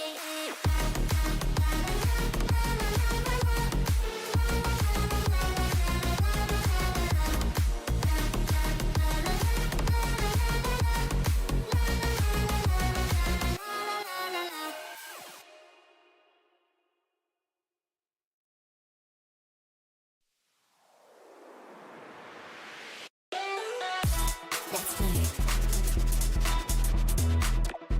Let's play. Heyo, Hyper. Let's play. I mean, it's, as the title of the video says, if I remember what the title of the video is, but I want to try to find it so I'm not blabbing away. Give me 1 second.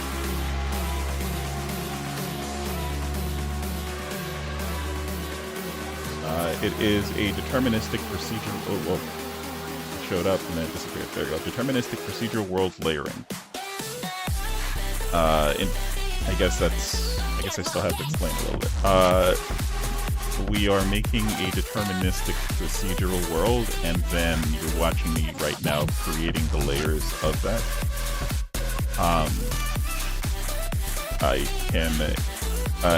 Give me 1 second. I can give you a pretty visual to look at. Let me actually just comment these out.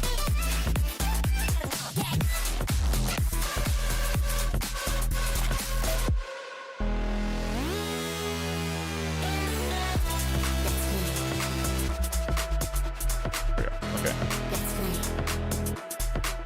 So this is what my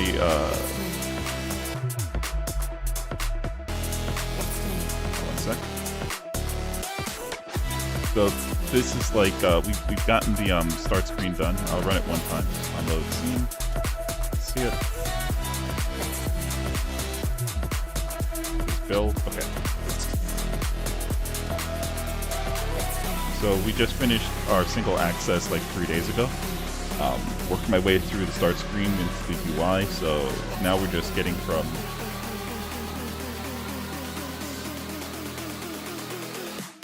the splash, and then go into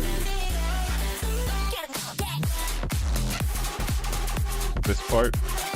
So now when we do this, we can go here, we'll have our character. When we hit start, that's what we're working on creating now. So this is supposed to generate a world for us. Let's get out of here, and I'll show you the world.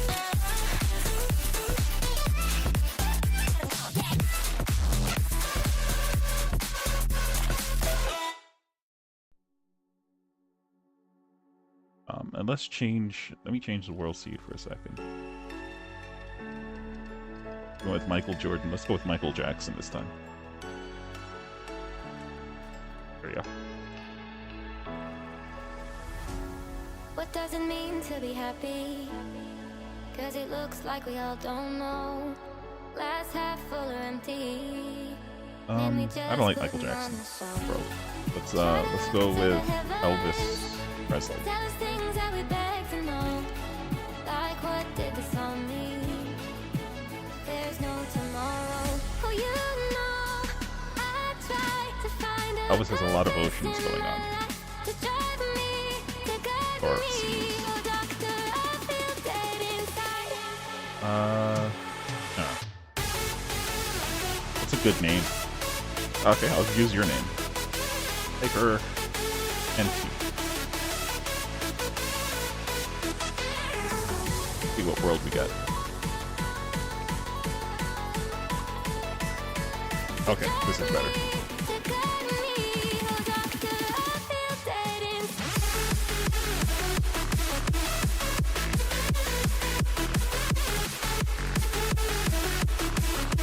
Sort of better. Can't click anywhere.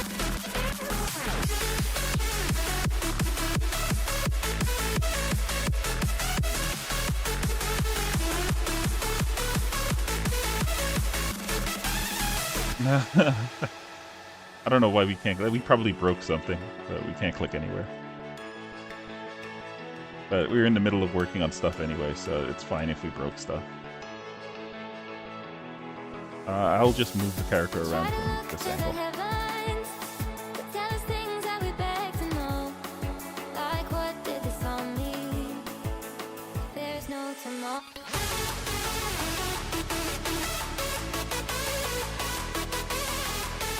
Is there a reason why I can't click anywhere?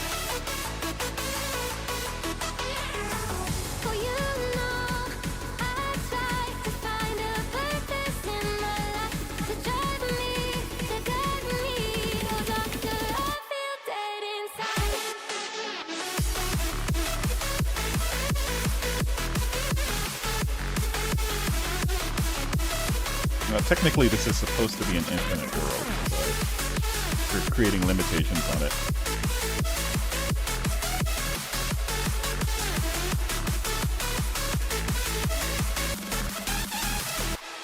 Hey, we have a... This is like the second time I've ever seen a freaking desert pop up on this. They still need to fix that.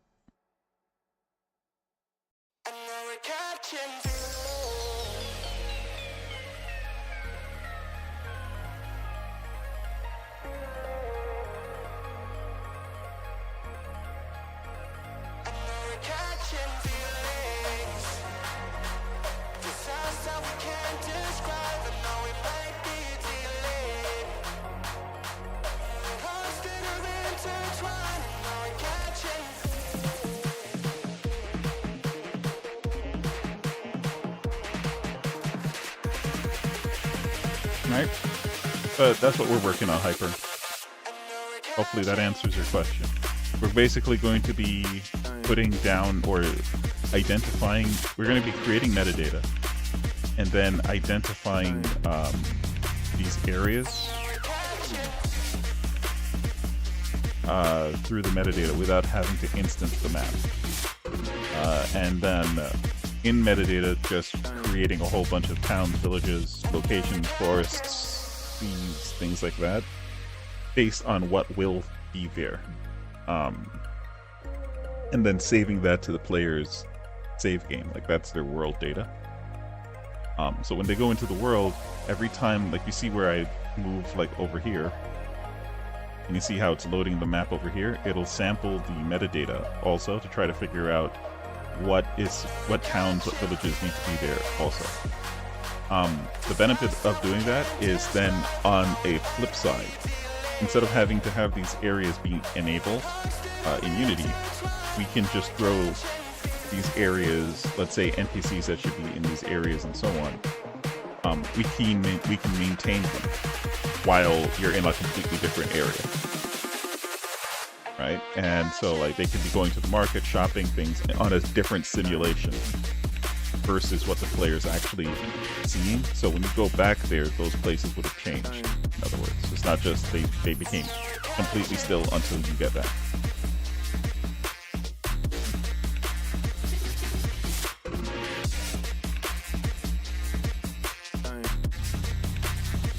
All right, hopefully that answers your question, dude.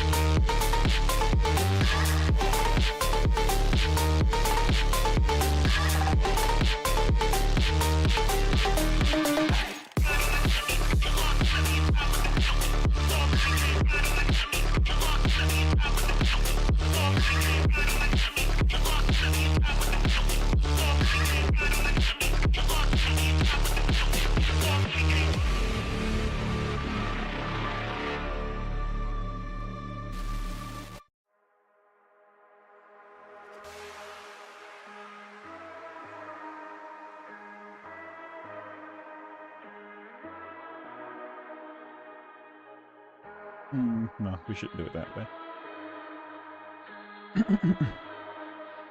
We shouldn't do it that way.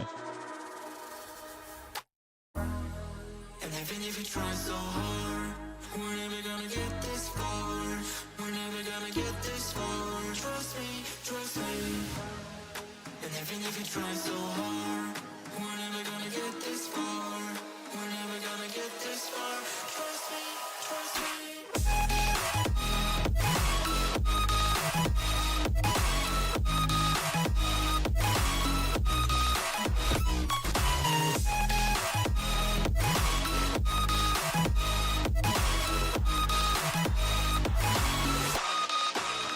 Trust me.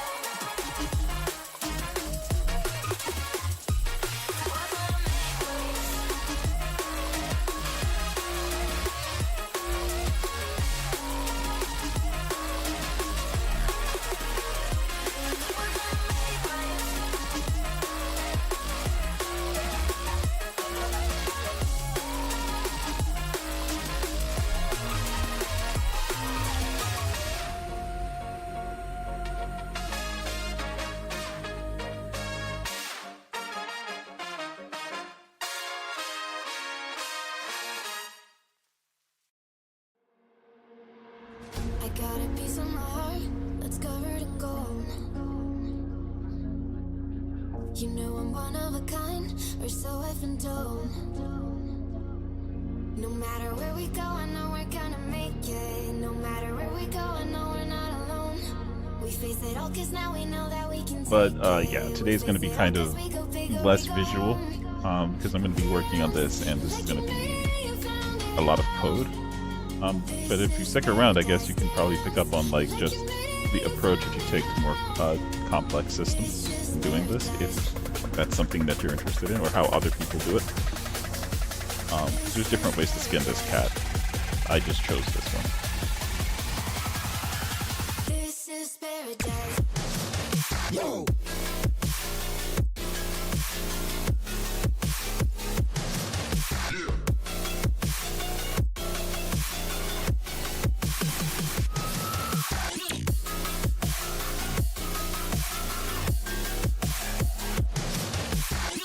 So basically what's happening here is these tiles will automatically have an ID, right? And the ID is in form of an integer. This just allows us to serialize this struct, or classes, rather, easily.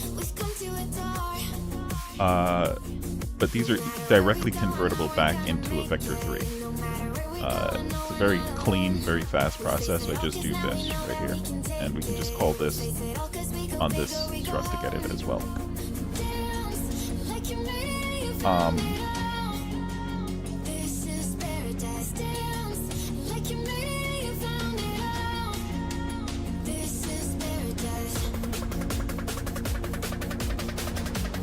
So we're just following that flow back up as far as logic goes, right? Because ultimately what we want is to create metadata. So this is how we're going to do it, and being able to access that metadata cleanly. Then we are going to, because these don't really have IDs, like location and so on. So what we're doing is we're going to be dynamically updating their IDs based on the locations that might be, or rather the tiles that might be within the location.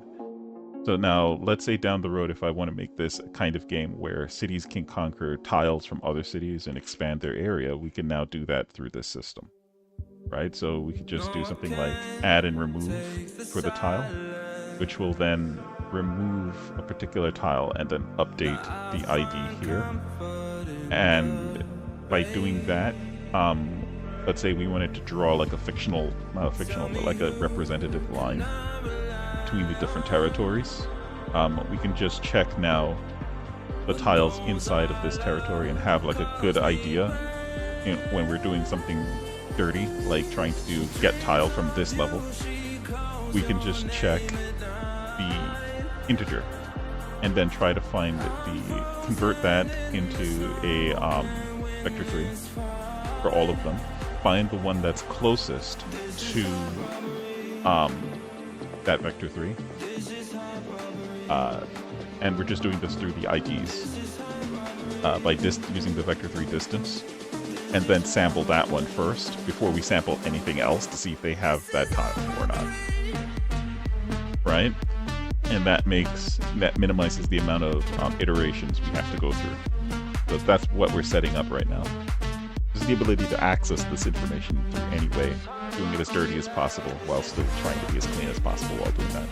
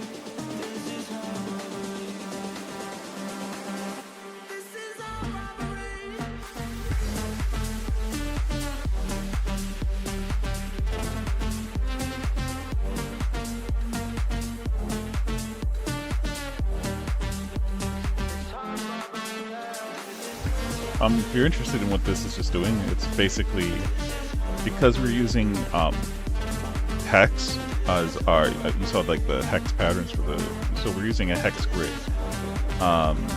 So we're doing a couple things. We have to get the axial, and we're returning the axial conversion. But basically, we're just we're using a bit mask, which we set up over here,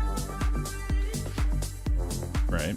And then we will convert that using this world axial. This is just converting it over to pointy top text. And then that's it. We have a different version. I think, yeah, this version is for pointy top, this version is for flat top. But right now we're using pointy top, so, we're using flat top, so we don't need this active. Okay. And we also have layers here, in case, like, I don't know, if we want to have floating tiles or something for some reason, I don't know. Like if we want a cloud city later on or something, we've set that up ahead of time, just in case.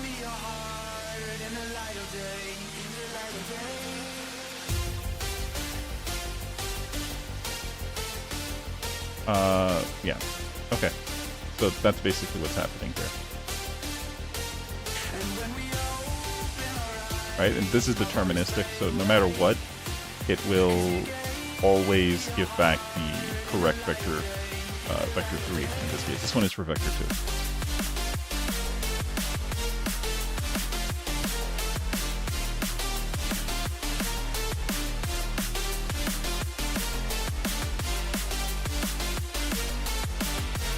Okay, where was I? Right here.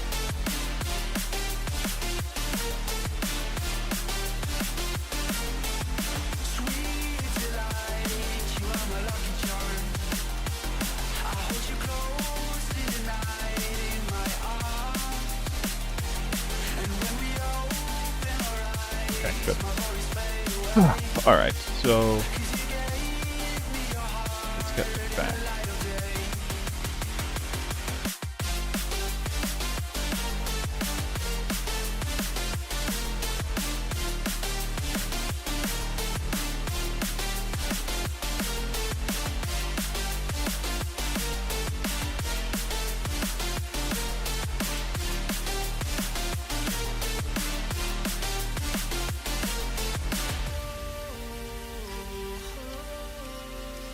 I'm doing it, I'm not sure by rubber duck, but I'm doing it basically to, it solidifies in my head each time also, like what I'm trying to get accomplished here. And it also gives my brain a moment to breathe, to answer your question, Hazelik. Sweet delight, you are my lucky charm. I hold you close in the night in my arms. And when we open our eyes, my worries fade away. 'Cause you gave me your heart in the light of day. The light of day.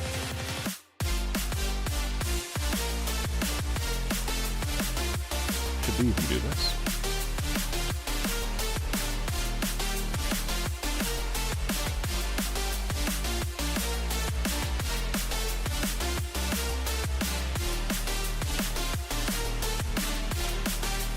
Yeah, okay. I don't think we need this.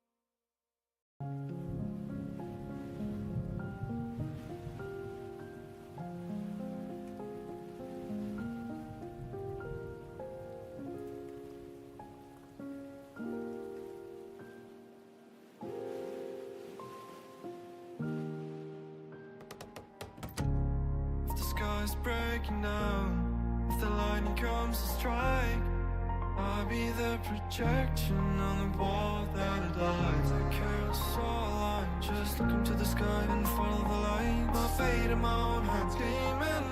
It's just intelligence, I think. Yeah, it's just intelligence.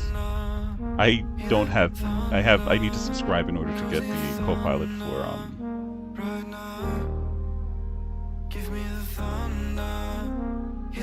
in order to get Copilot for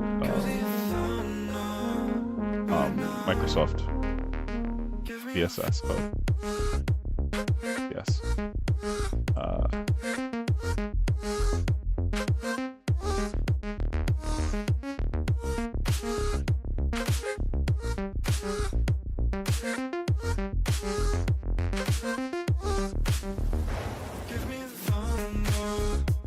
Yeah, that's one of the things that I really liked about VCS.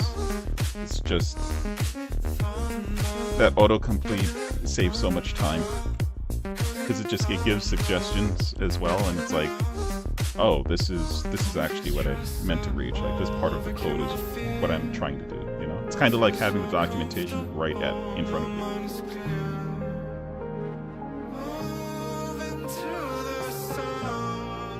But GDScript is definitely fun. I found GDScript very fun to type with, to design with. Like, it's got room for improvement, but it's very fun to use compared to C#. C# is fun, but GDScript is very fun. Anyway.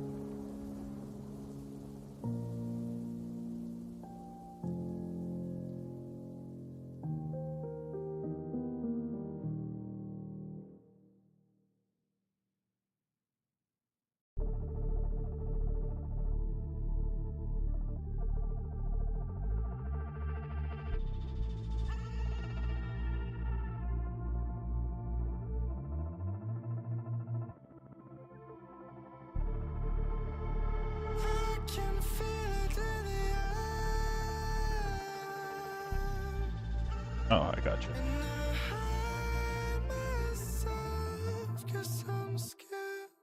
Your change over time, and guess who was right? Your parents told you could make everything alright. You want to be different, but you're still ignorant.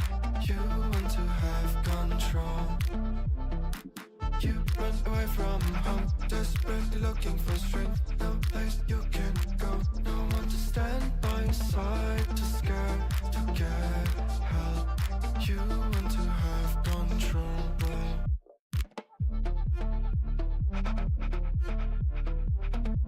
You work through the night,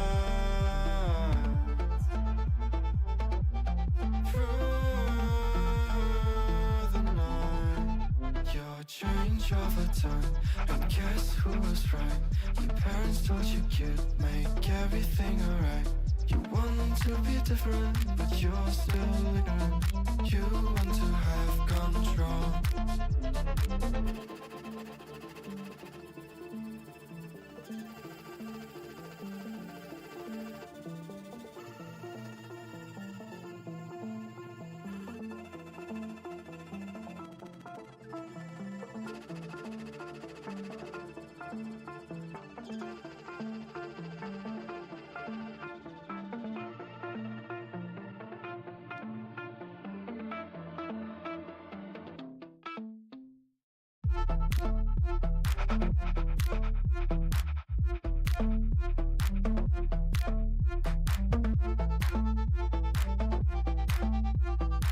have something else written here already, right? I just... No, I didn't.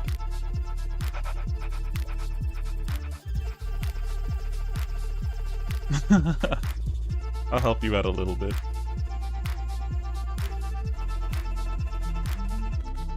Where are you? Ah, there you are.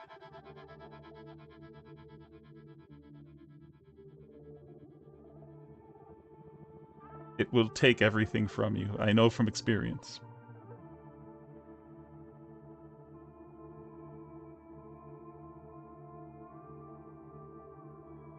Unless you're nicked, then it gives you everything.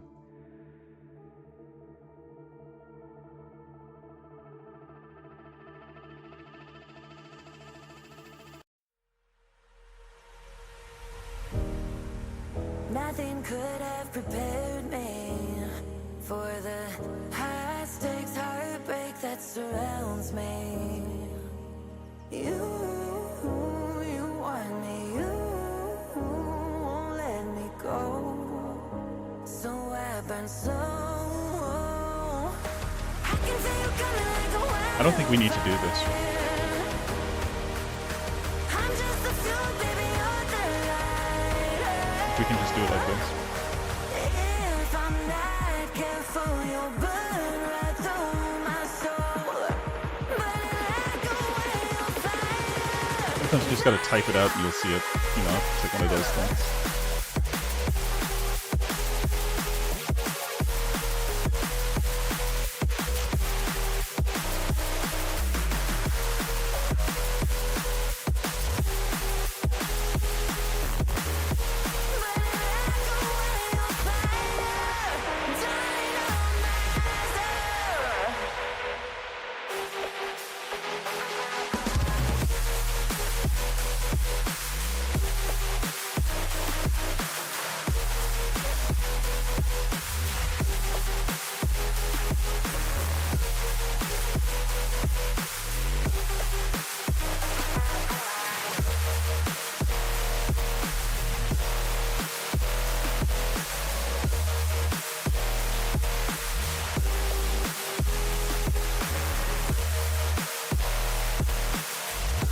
Instead of doing that, we'll just do this.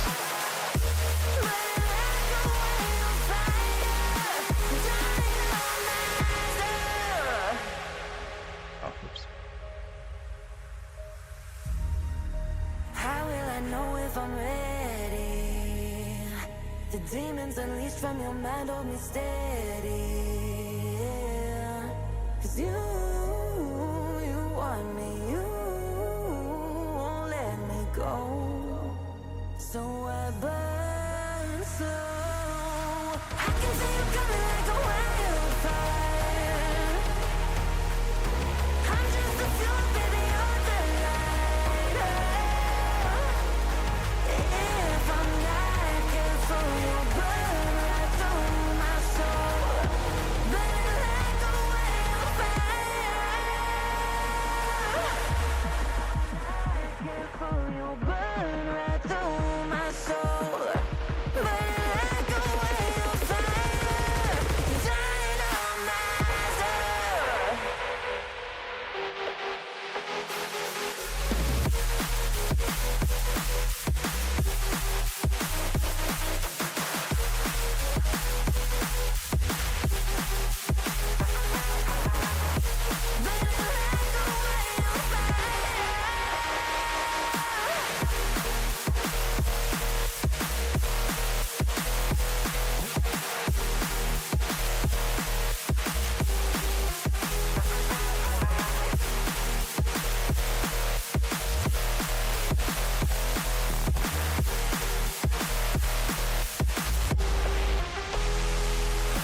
I can feel you coming like a wildfire. I'm just the fuel, baby, you're the lighter. If I'm not careful, you'll burn right through my soul. Burning like a wildfire. Dynamizer.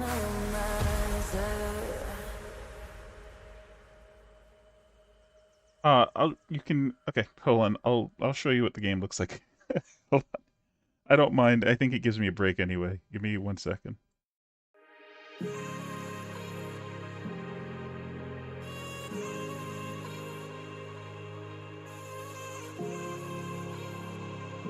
Today's going to be a coding heavy day, so I'm not expecting to be in the game, like Unity, much to show stuff.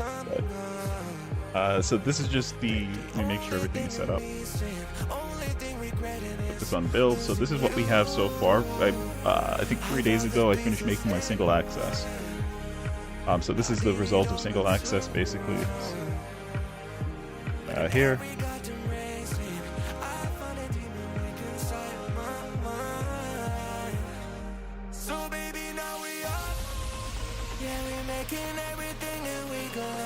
Okay, so we got our little settings menu going, and then we can do Journey West. So what I'm making now is the part after I click start, and we are making a brand new character. So first we would have made the brand new character. This is the character. Then we hit start. It's going to be our first time loading into this game, so it's going to go through an initialization phase where it creates the world. Let's take a look at what that world is going to look like. Let's come out of this. Put this back into edit mode.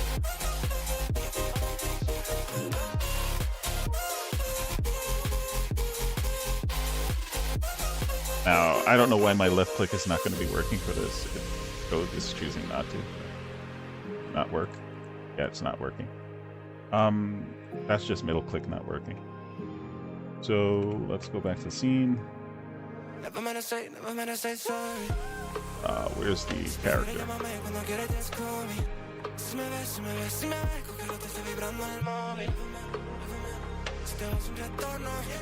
Right?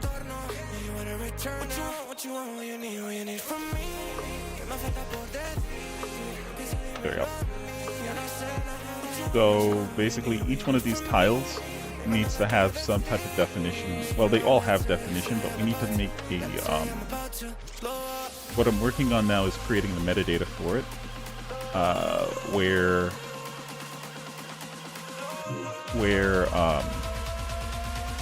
instead of instancing out this map, we'll just create all of the map's data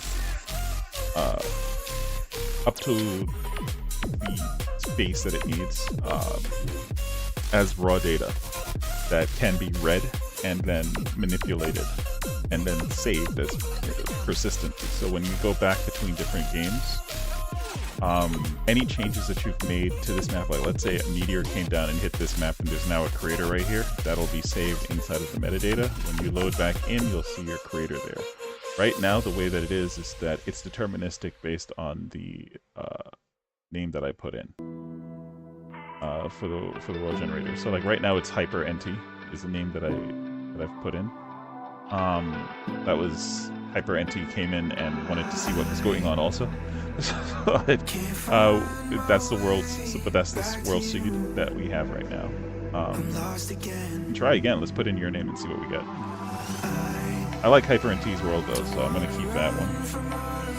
And if yours is better, then we'll use that one instead, I guess. Kazalek 1. Alright, let's see.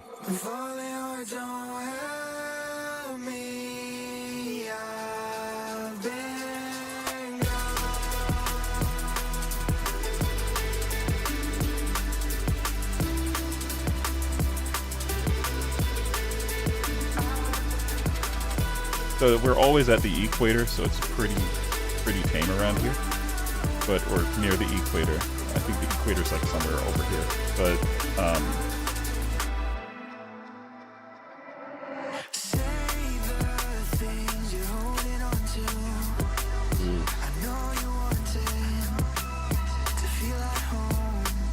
right. Well, this is supposed to be a representative world map, not like, hey, let's fight enemies in this world map, right? When you go into each area, like the various, so like this would be a forest, you get like a forest area that you'd go into, and so let's come out of this.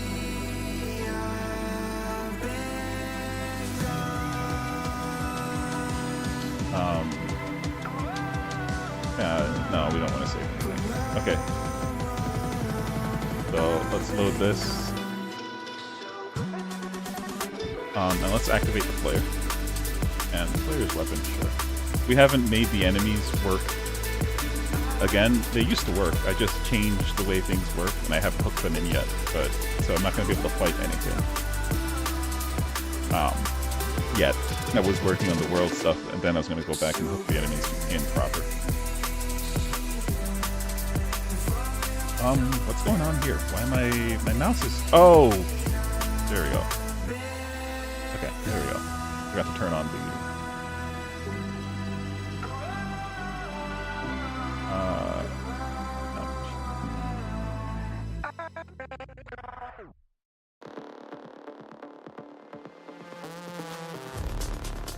Right, so there are air combos and stuff and whatnot. There's a lot of movement going on. But, like, so now you go over to one of those tiles that you saw previously. What just happened? Oh, nothing, okay. You go over to one of those tiles that you just saw, and then when you enter those tiles, you enter areas like this, where you can more deeply explore each one of the tiles.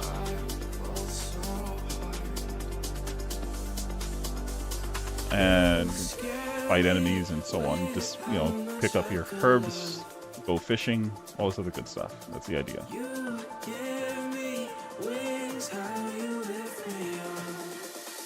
Alright,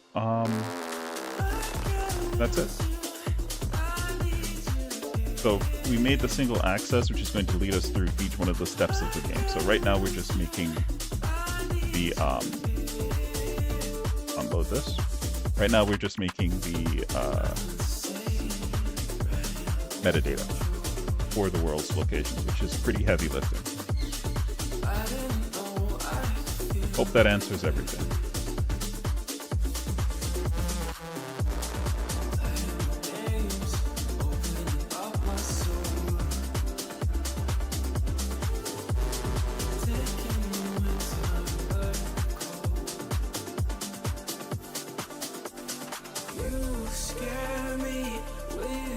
In a sense, yeah. As well as manipulate it, like when we make when we initialize the world.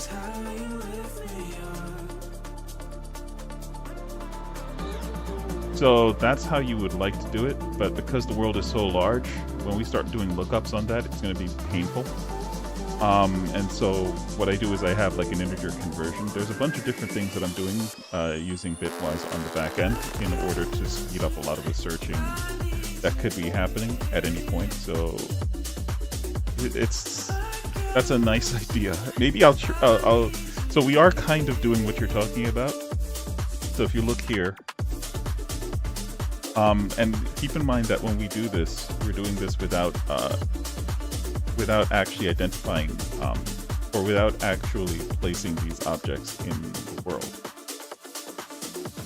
Right? So yes, we can identify the vector that's going to be at, but there's height on that also. And so we just care about the flat because we're doing vector 2 int to just get the x and the y, but the y represents the z position. Really. So we are taking the vector 3. Yes, I'll show it right here. Well, this isn't actually the world generator. This is just the stuff I'm working on now. But we are taking the vector 3, and then we are tracking like the neighbors of each tile, right? And then we are able to convert this integer, which is the ID, back to the vector 3 that it was originally, if we need to. That's all being done. But we still need to make it persistent with data that's changing. So we're just building that system out.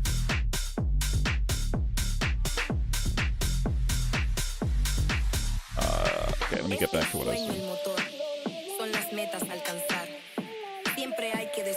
Yeah, here it is.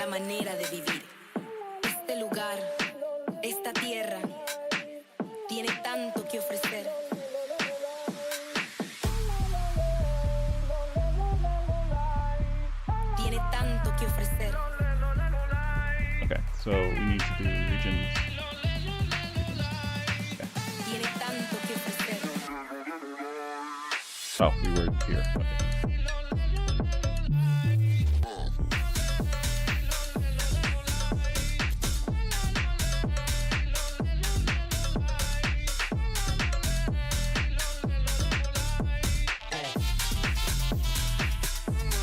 I don't want to burn myself out too much, because I think I got more confused trying to explain it. I feel like as if I just got more confused trying to explain it.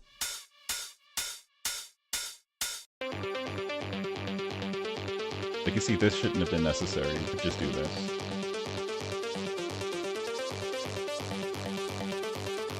Like, doing it is easy, but trying to explain it is kind of confusing me for some reason. I keep coming back like Jason. I can make him scream like Craven. Maybe I'm a snap like Batman. Another face with this all don't face him. Blade to the neck, no shaving. There we go. Pandora's box damnation. The police can't save him. They always trip when you chase them. They always trip when you trip when you They always trip when you chase them. They always trip when you trip when you They always trip when you chase them. They always trip when you trip when you They always trip when you chase them. They always trip when you trip when you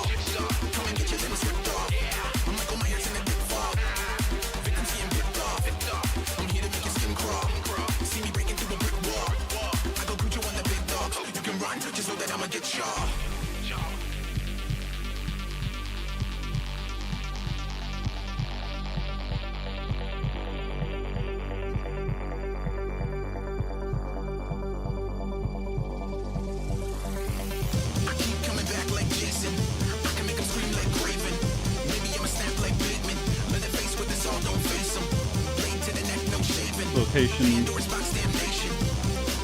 So we start from the bottom. This is just the tiles info.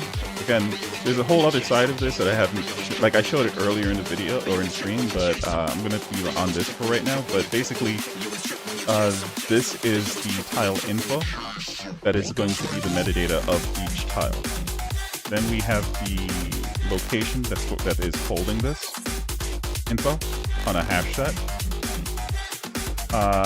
And we just keep going up the chain until we end up over here, which is the world tool. This is going to be the top level. Let me actually write that in already. Serializable class that will store all of the territories, and the territories that store all of the regions, and the regions that store all of the locations, and so on. Right? That's how it works. So, like, if there's going to be a city or something that is on that tile, the tile will know about it. If it's a dungeon, the tile will know about it. All of that. Right? But it's not simply just we're using this to save information. This is also going to be used to get information about the tile. Right? So the tile info right here is going to be something that the active tile gets as well. So when we try, like, because there's a difference. If you notice when I load it into the scene, you just get the world that is shown. And then as I move, more of the world is shown and some of the world is done away with. Well, tile info is just always there. Right? And so this is what the data is actually manipulated. When we try to get information off of the tile that's actually instanced, all it's going to do is go to this thing, the world info over here, the world tool, and use this to get that tile's information. Right? And so we're trying to come up with the fastest method for us to get that information with the minimal amount of calls and calculations involved. That's all. And so, yes, your high-level organization is close to correct to what I'm actually doing.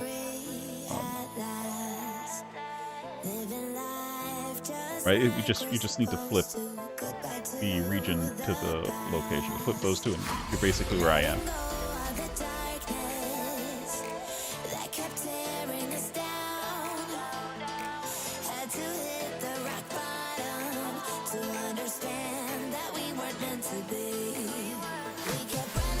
Okay, we don't need this anymore.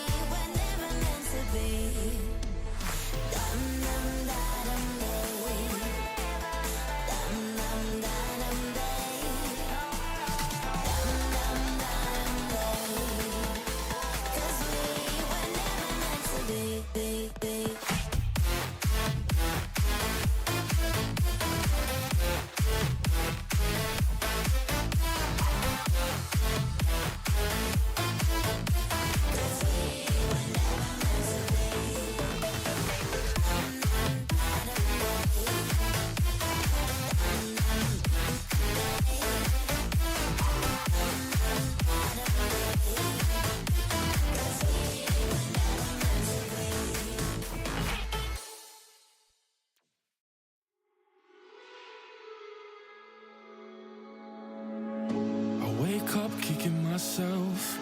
Exhale cause I heard it helps, but same old way I felt. Resting on my shoulders, cold night in a sleepless bed. White eyes with a glaze of red. I'm going round and round. It won't let me out. Sing when I swim. I'm drowning in. I sing when I swim from the pressure in my. Oh, so the world is entirely visual. No code runs on it explicitly. As in, you don't have a tile object that contains the tile as game object, executing code or holding info. Correct.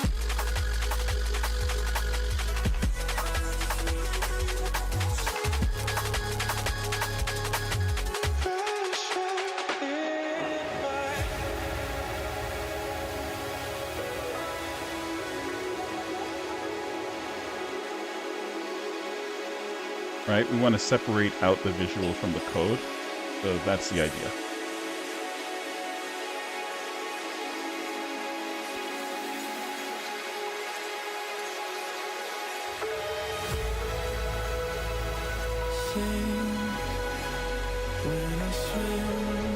Okay, I think that's it. So we just need to go back up.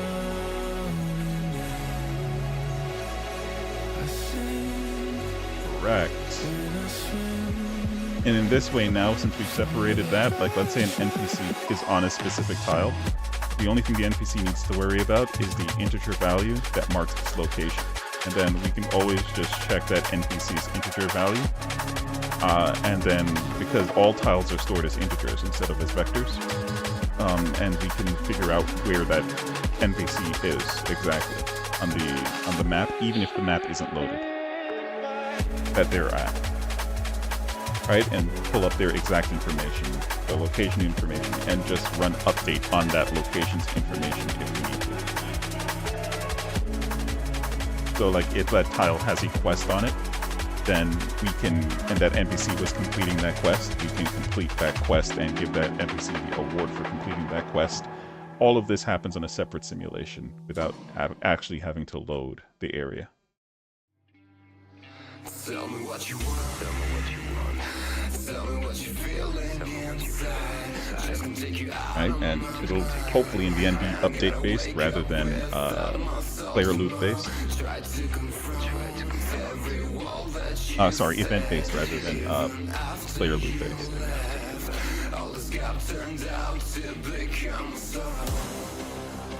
Try to be clean here. Try.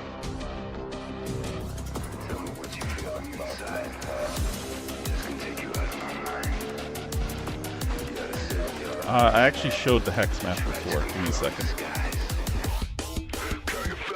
I'll show it again. Where is it? Actually, it's very easy to get to. Just do this. Okay, so we're using.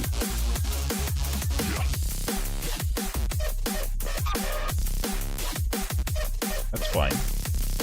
So this is where we just set up the radius over here. We have an inner and an outer radius for the vertex, from the center of the vertex.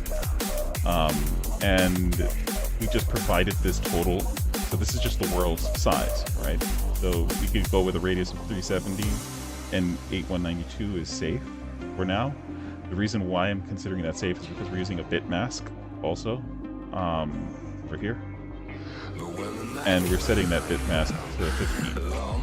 So that's usually where the integer numbers will end, without us going into wonky flips and infinite numbers and stuff like that. We could go further, like we could go to 32 or 64, but I want this to be as lightweight as possible, and there's no real reason to have a world that big. That's like huge. But then, and so that's, so really every single time that I call this, all this is doing is offsetting. It's coming up with an integer using the axial from the world. This is where the hex math is is happening right here. And then we offset that position by the bit mask. in order to get our unique integer. All of this is deterministic. It'll always be the exact same integer value for the vector that we pass in.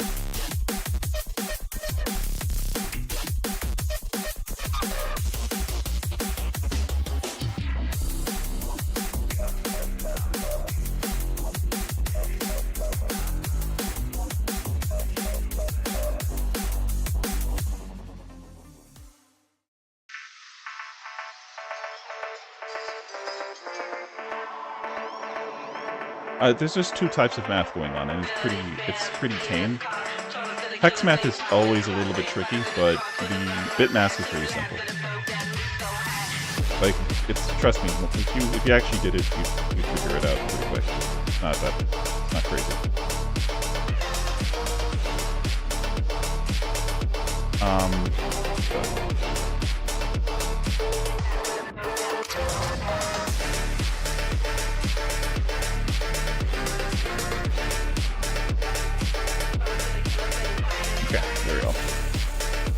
I think we're good now. So if we go to the world and then say, hey, we want to get the territory, if you go, okay, does this contain a tile? And you get the territory back that contains the tile. So now it's a simple process for the same thing. Public.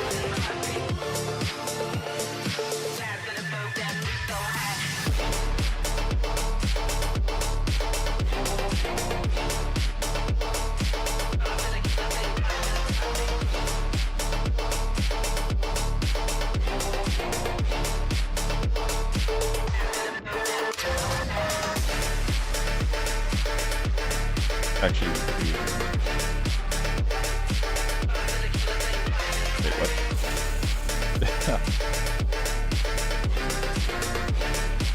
Actually, let's do this by get region.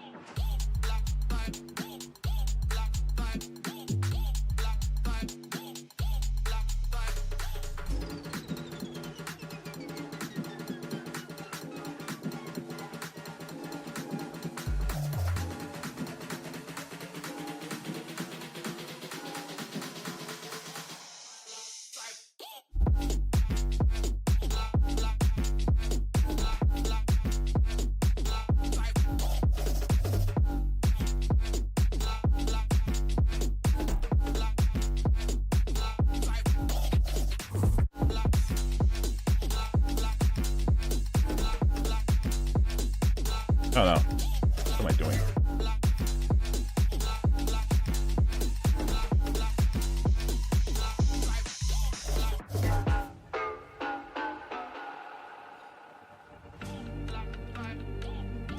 Like, my brain is, I think it stopped. It's not working. Something is going on.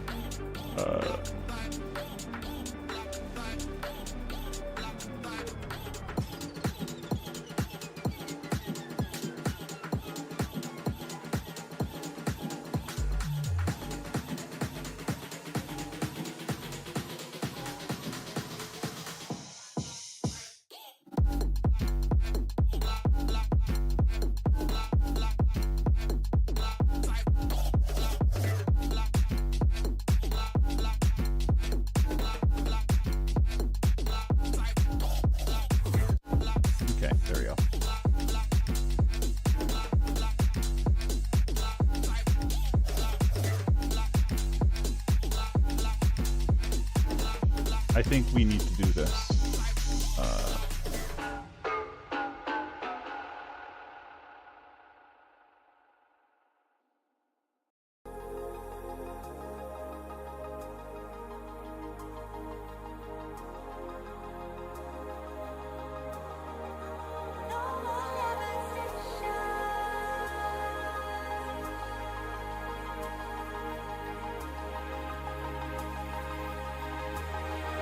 There was always a longing for more, a deeper connection, was disconnecting from the source within.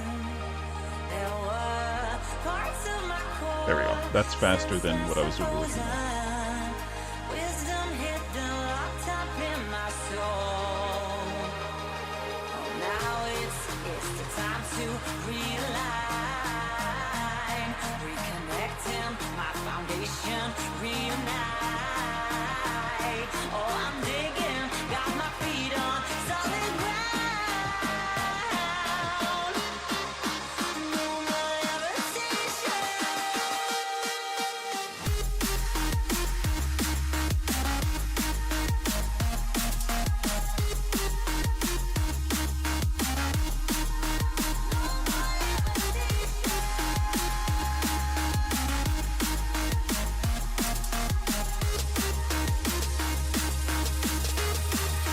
There was always a longing for more, a deeper connection, was disconnected from the source within.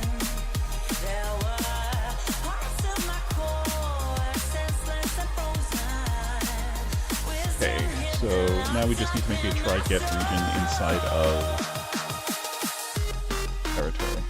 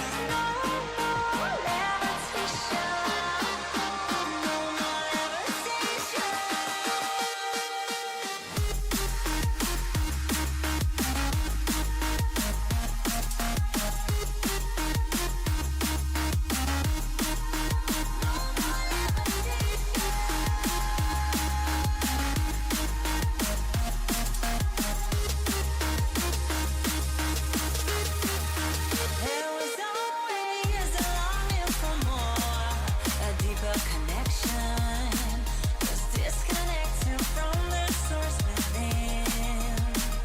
There were parts of my core, senseless and frozen, wisdom hidden, locked up in my soul. Oh, yeah, for the most part. There's a certain part once I get past that I will probably not consider it a prototype any longer. Because at the end of the day, all of this code can be thrown into just about any game, is how I'm designing it. And as long as I'm designing it with that intent, it's going to be something that I can easily prototype out later on. I'm just doing it, like I've done this before in Godot on GD script, so now I'm just doing it in C#. So it's, you know what I mean?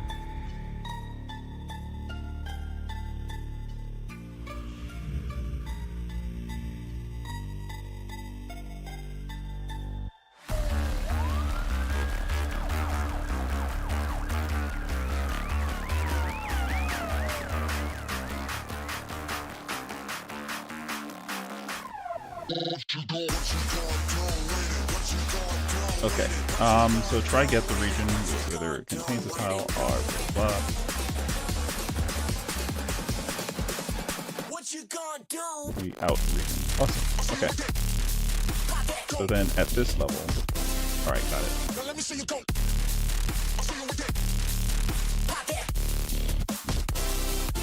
Now let me see you go. Go. Now let me see you go.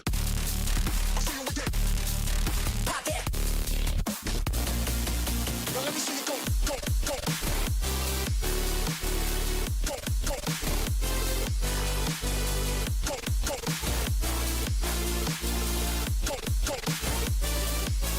I envy you. I'll tell you that much. What the heck is going on here? Did not know this is an image.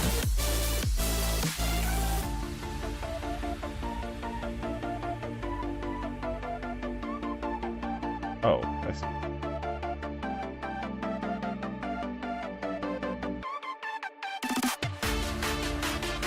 Okay, so we have regions down. So now we need to do get location.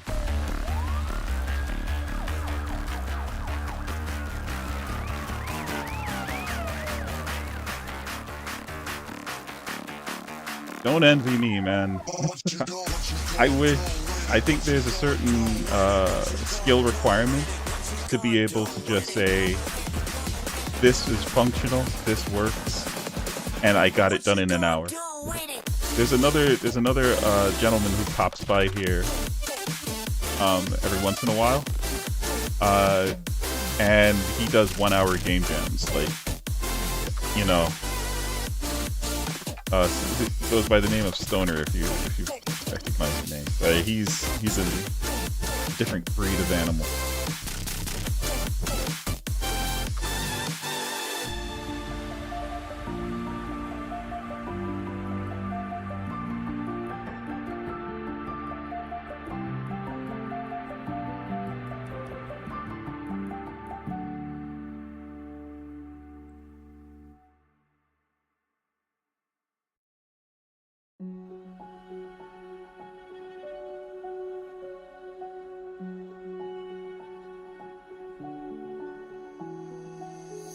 I can't take it anymore. My mind's about to go to war. I need someone to save me from myself. Wait 1 second. To hear What am me I doing? cry when I call out for help. I blame it on the voices. Oh, I see. We forgot to do this.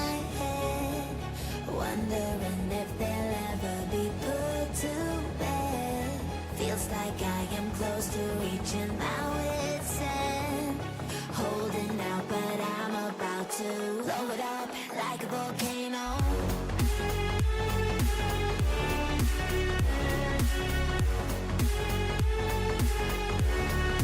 Like a volcano.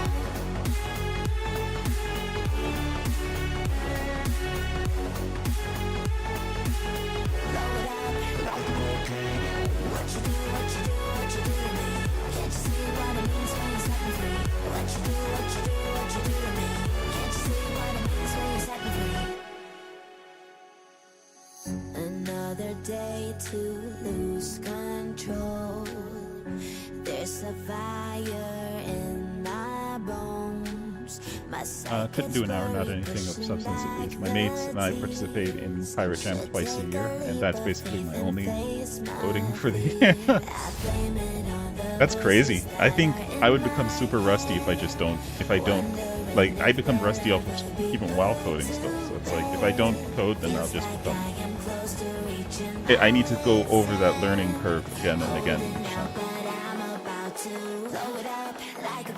Like, the concepts are there, yes, but it's like things become foggy and there's so much stuff to become foggy with. Right? Like, I even forgot about, like, this operands. Right? Which I was struggling with for like a second off of just doing, do I have it open still at the top?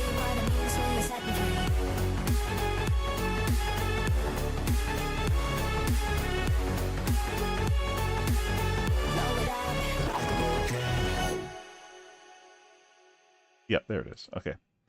So, like, here is a good place of just, like, executing on this. Right? And I completely forgot. Like, I was struggling to try to remember, and I was doing all kinds of weird stuff. And that's because I hadn't used it in almost, like, a year and a half. Just totally forgot about it. But it's, like, in the noggin, but you just gotta keep tapping until it pops back out.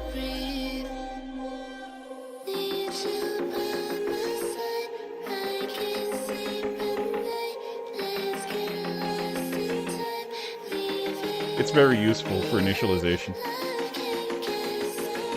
It's you can call it a lazy initialization because basically, essentially, it's kind of like putting everything in start or awake. On, we can call it initialize, yeah. Well, no, sorry. No, it assigns it once it's called. So once something actually makes the call for this thing, it'll say, hey, what's something in here? If nothing is in there, it'll assign it and then return. So then in the future, when you try to get it to happen again, you won't have to assign it. It's already cached. So that's what makes it lazy.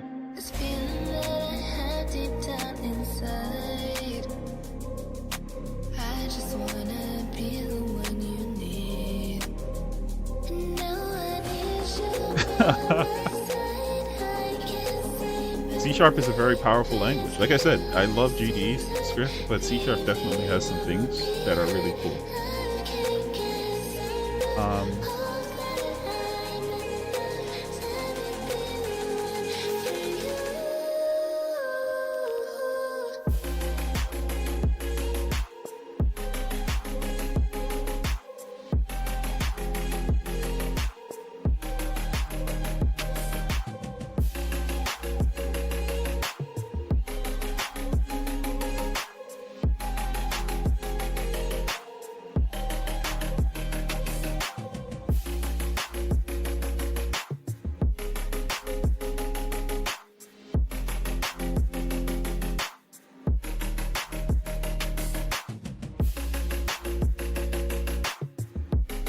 Like they're making the exact same freaking mistake that we made originally.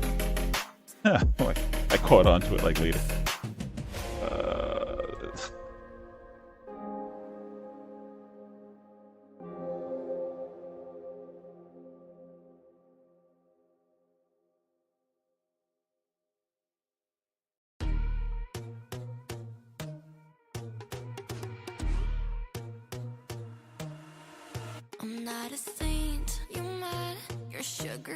So we're just creating these overloads just for my convenience down the road.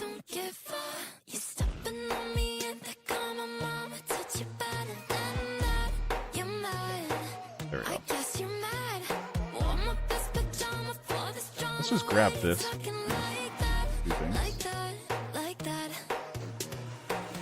And we're going down to where? I think we're going down to region.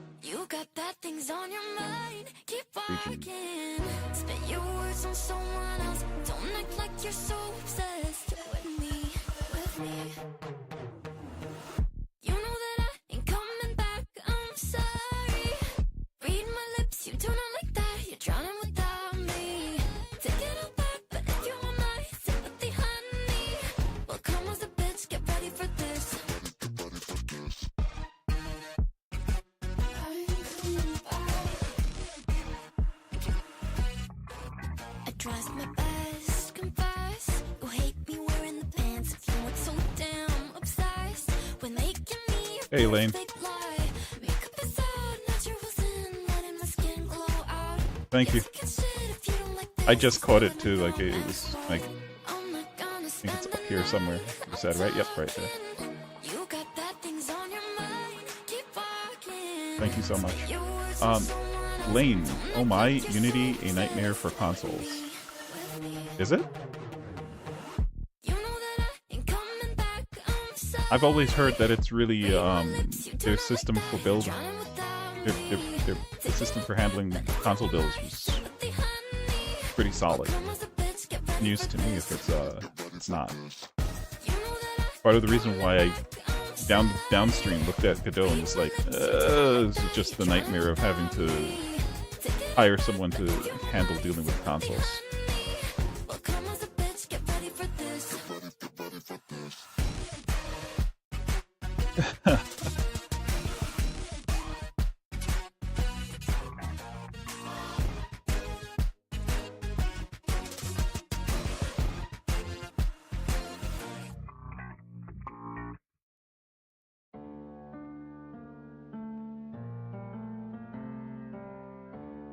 That's really sad to hear. I'll say that much. If that's really what's happening, then Fortunately, I'm targeting PC with this, but if it's really that bad, switching over, going for console, it's kind of rough.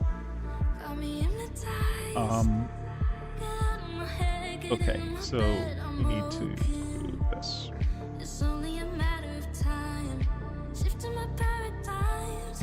You hold me, you hurt me. I'm sinking and drowning, and I don't deserve it. Your heart is frozen. The water is rising, and I'm just a drop in the ocean. Falling, slow motion. You're wishing on me, and I'm just a drop in the ocean. I'm reaching your love.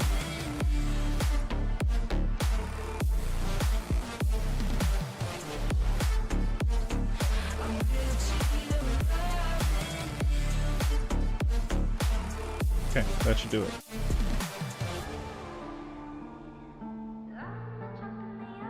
Thank you for bringing my spirits back up a little bit, Lane. That would have been really, that is kind of sad to hear, though.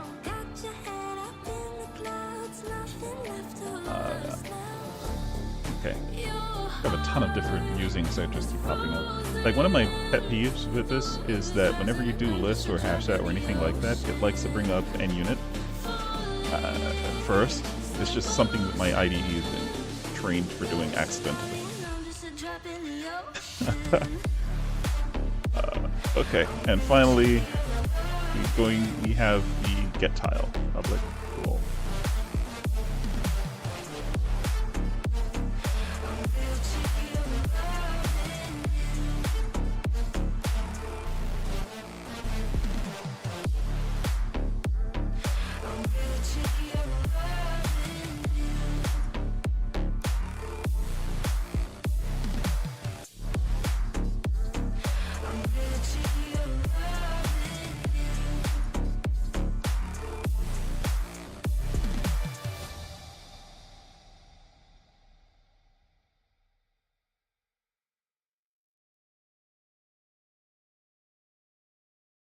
Okay, there we go.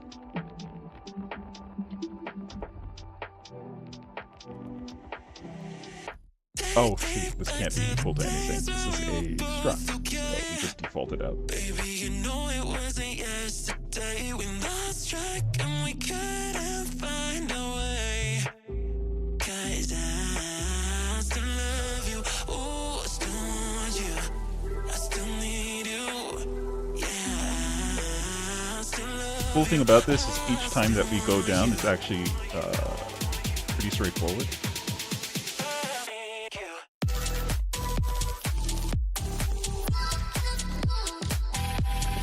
Yeah, I'm a one-man army, dude. You want to put it that way.